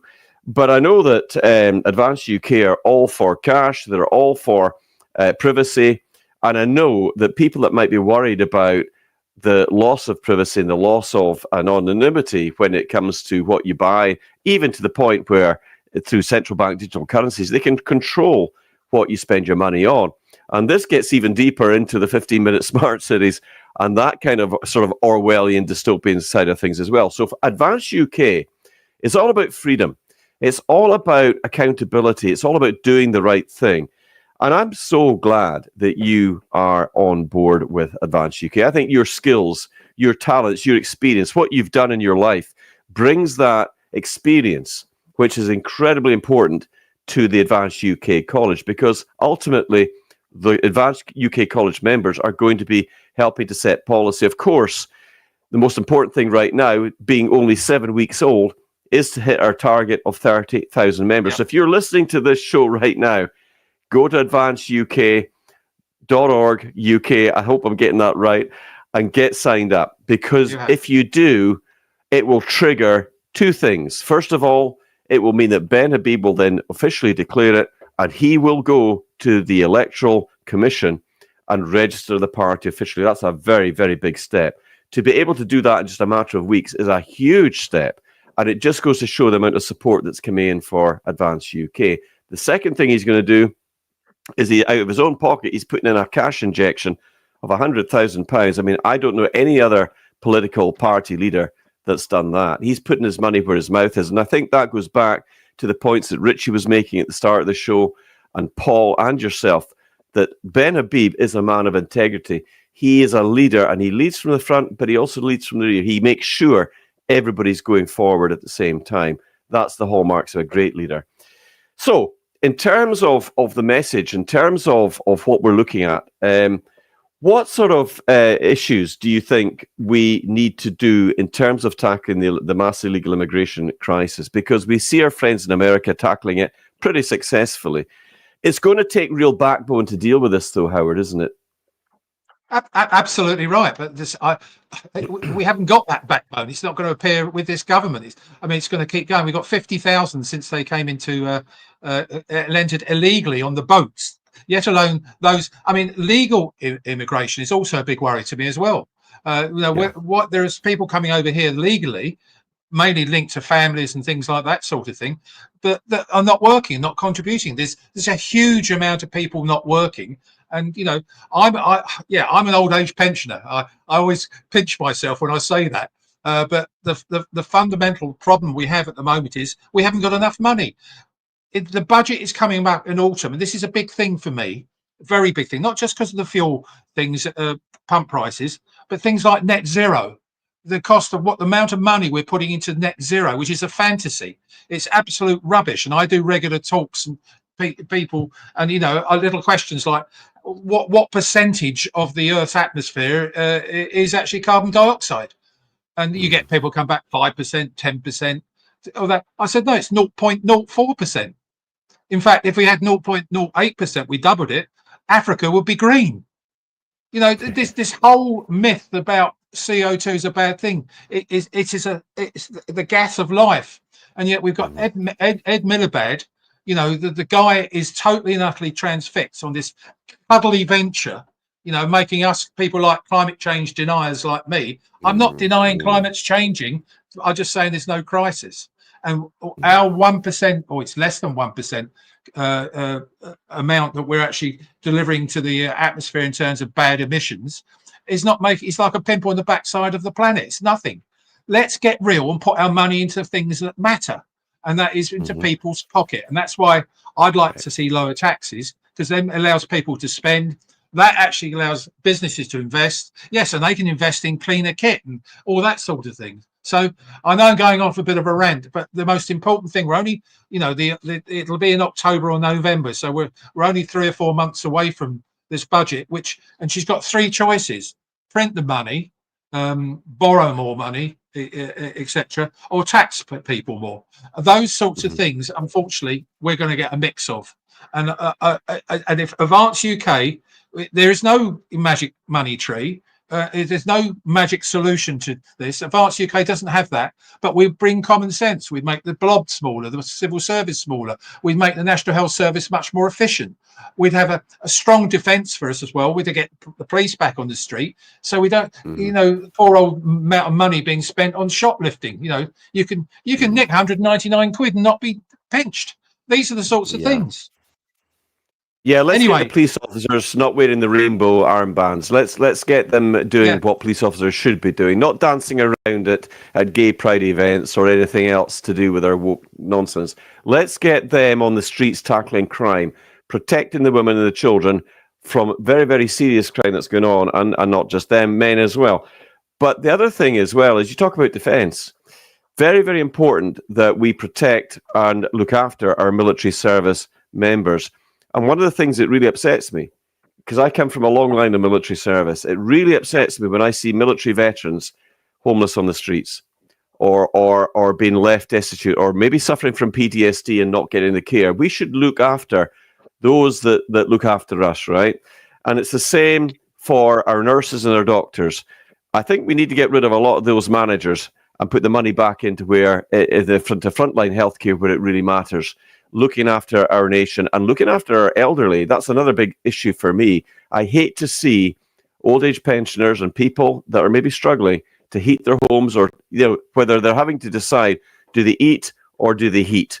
That's ridiculous in a modern civilization like the United Kingdom. That should never be the case. Yet money is being handed over hand and fist to young illegal migrant men, and that's what they are. They're not asylum seekers. I've said it many times.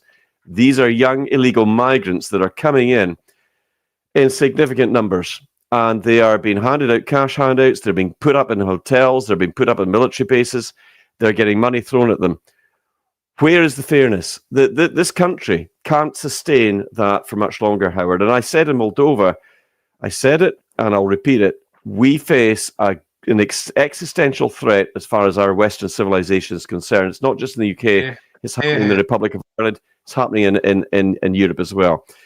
What would you say as a UK Brit, as a member of Advance UK, and as a college member?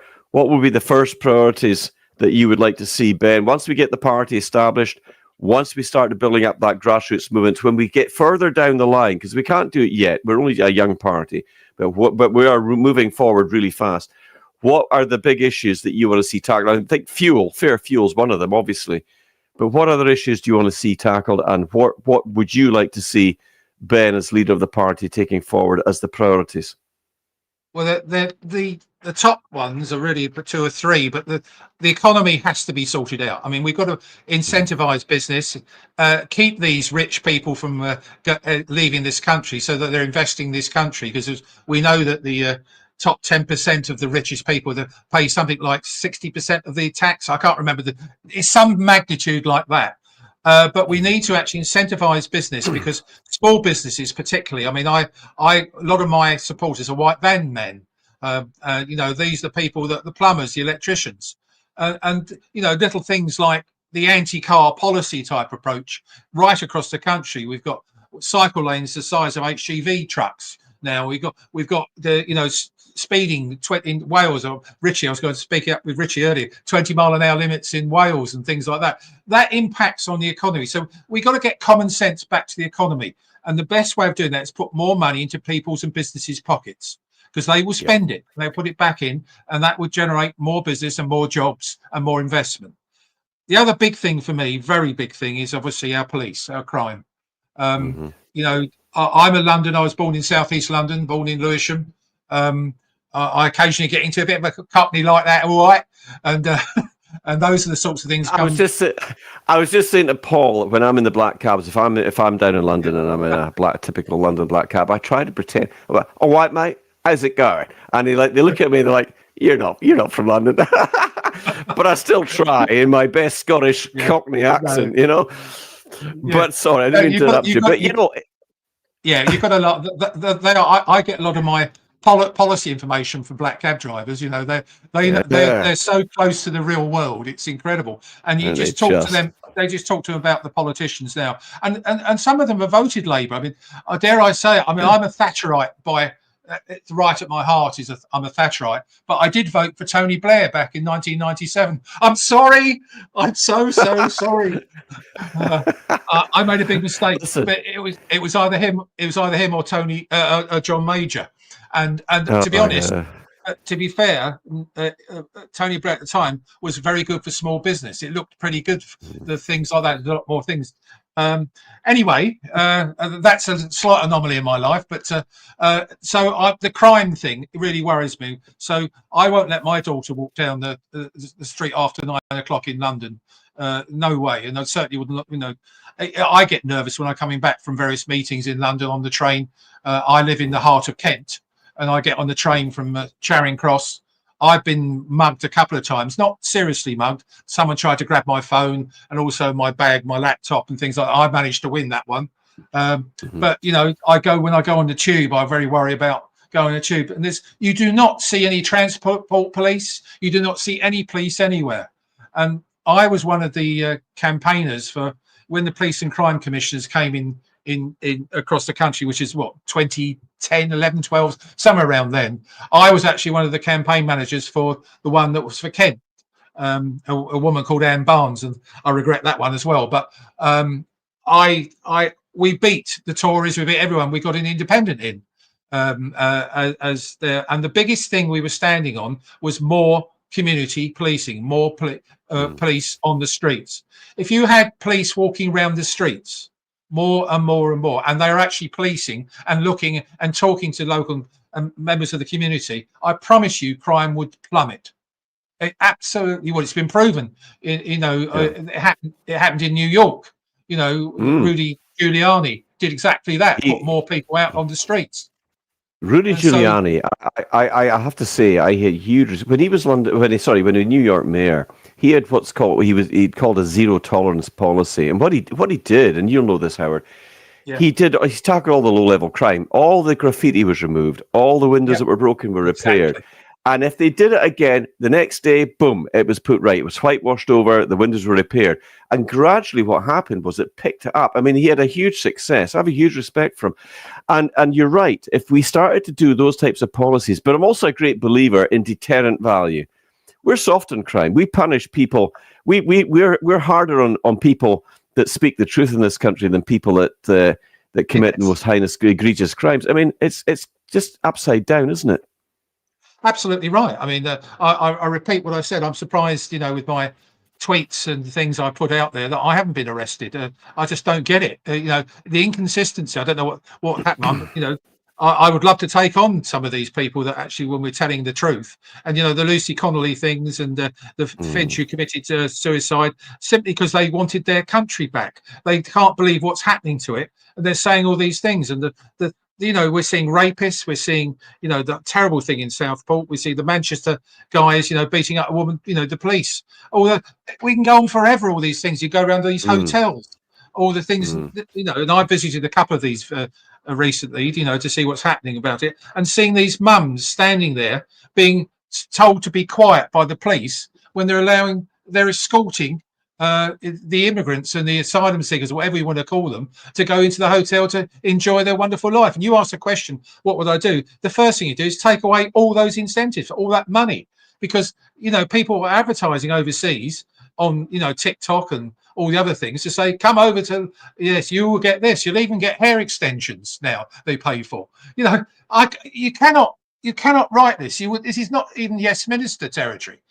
This is absolute what's happening, and Starmer has got to go. And that's one of the other things I would do, by the way. I'm going to put this onto the college policy, so bearing this in mind, I think there's 3 lies and you're out mentality in a manifesto, whereby if you've actually lied about things like no tax on working people, well, what a big talkie pie that one is. And I have to say, we need to have referenda, a bit like the Swiss system, on major issues, especially on net zero. We need to ask the people, because one of the things I'm fighting against is there's a 2030 ban on new diesel, new petrol sales in this country, which was started off by Boris Johnson at 2040, dropped to 2035, then it became 2030. I managed to convince Sir Rishi Sunak to put it back to 2035 because I showed, with economic evidence, I spent a lot of money on it to prove that the cost of the 2030 ban is 5 times the benefit. So, we're looking at, for every, 1 million of benefit in terms of improving the environment, it's going to cost 5 million to get there. So how's that? And what's it doing to our manufacturing industry, which our car manufacturing industry? They haven't got a clue what's doing there. And the only way that you can get an EV success in this country is giving it subsidies and not taxing it. And that's what they've done. And even that is not encouraging people to buy it. We don't have an infrastructure to actually charge them. I could go on forever about this one, Jim. Yeah. And those are the sorts of things that Advance UK, when we sit round our table, the 100 of us, it's going to be a big table. We're going to, we're going to put these facts in place. I think it's going to be fantastic because, we're going to be able to tackle these issues, the things that matter the most to people, and be accountable about it and be transparent about it. That's so important because people have lost trust in politicians, and rightly so, when we've seen what's happened with the Conservatives and Labour. Pale shadows. I mean, they're not even the Conservative Party any longer. They're Conservative in name only. They've got nothing in common with the people any longer. They're globalists. They got to go. I don't think anybody was surprised to see the electoral wipeout with the Conservatives last time. But I happen to suspect that Rishi Sunak did a deal with Starmer. I think they're all World Economic Forum buddies, and I think he deliberately threw it in through the election so that Starmer would get in with a fairly big majority and do the damage that he's doing. These people are really, really bad. And we've got to get rid of them. And I think for now, just within the last 7 weeks, we've seen a real alternative, a British alternative that will put British patriots and British interests first and foremost, led by a man with vision, Ben Habib, and he's got the passion to really push it forward. And he's doing an absolutely fantastic job. And I'm so pleased to see such wonderful people like you and Paul and Richie and all the others, which I really hope I will get to interview, like what we've done over this last 3-hour live stream. To be honest with you, it's great fun. And it's great because people get to see the people that are actually part of Advance UK, not just in the United Kingdom, but internationally as well. And as I mentioned to Paul and Richie, there are a lot of people taking a lot of interest in the United Kingdom right now. And Ben Habib is being seen as being the man that could be the next Prime Minister. Although the party's only 7 weeks old, watch this space. So as we're approaching the last final part, in a great tradition that we always do in this show, I always give our great guests the last and final word. So bearing in mind, no pressure, bearing in mind. And by the way, this hour's gone past like so fast. It was the same with Paul and Richie, actually, to be honest with you. It doesn't feel like I've been sitting here for the last 3 hours, but I have. But never mind. It's been great fun. So as I always do, I always give my great guest the last and final word, bearing in mind it's a big international audience out there, a lot of hundreds of thousands of Americans that watch this show, and also people around the world. The floor is yours, Howard, to say whatever you want to say. Well, thank you very much. And I'd like to big congratulations for getting us three together. And you're obviously going to get more people together from Advance UK in the coming months. Oh, yeah. From my point of view, a selfish campaigning point, please sign up to fairfielduk.com. It's free. I will need as many people as possible to help me to convince this asinine, stupid government that taxing people is not the way to growth. And they keep saying they want growth. They're not going to do it by putting more taxes on us. So fairfielduk.com. That's the other thing. Now, going back to Advance UK, which is very, very important for the international audiences, Ben Habib truly is an inspirational, and I've got huge respect for that man. And he's got a brain the size of a planet. He's honest, he's transparent, and he means what he says. He says what he means. We've said that throughout this 3 hours. And I want to say to everyone here, please sign up to Advance UK. Please join now. It's just 10 quid, £10. It's not much money. It will go up in probably a few months' time. But once we get to that 30,000, which we're virtually on it, we're kissing the doors of 30,000 right now, and then we will be with the Electoral Commission. We'll be a true party, and I think we'll be something like the fourth or largest party in the country in terms of members.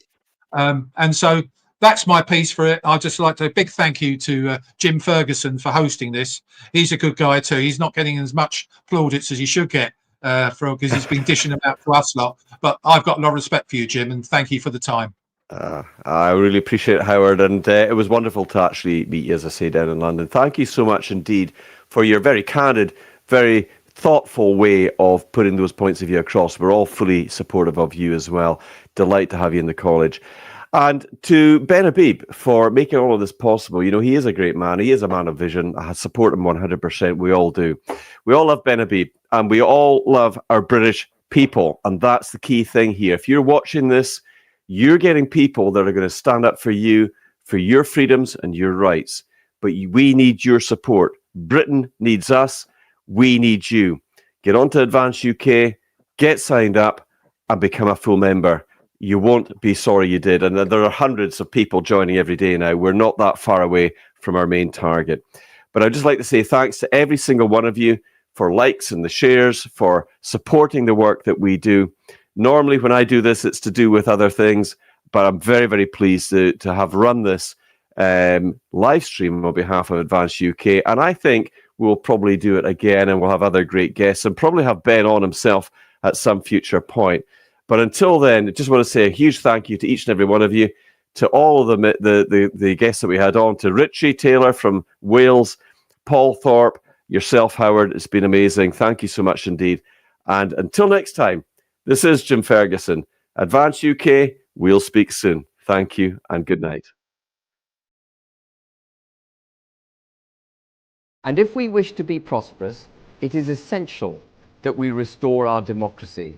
So the other principle by which Advance UK will stand is the removal of international and supranational laws from our political fabric, from our constitutional fabric, the removal of all these quangos and these so-called experts, and the returning of power to Parliament, where we can hold our parliamentarians properly to account. And what we must remember is that those of us who are in public service are only in public service to serve the people. The people don't serve us, we serve the people.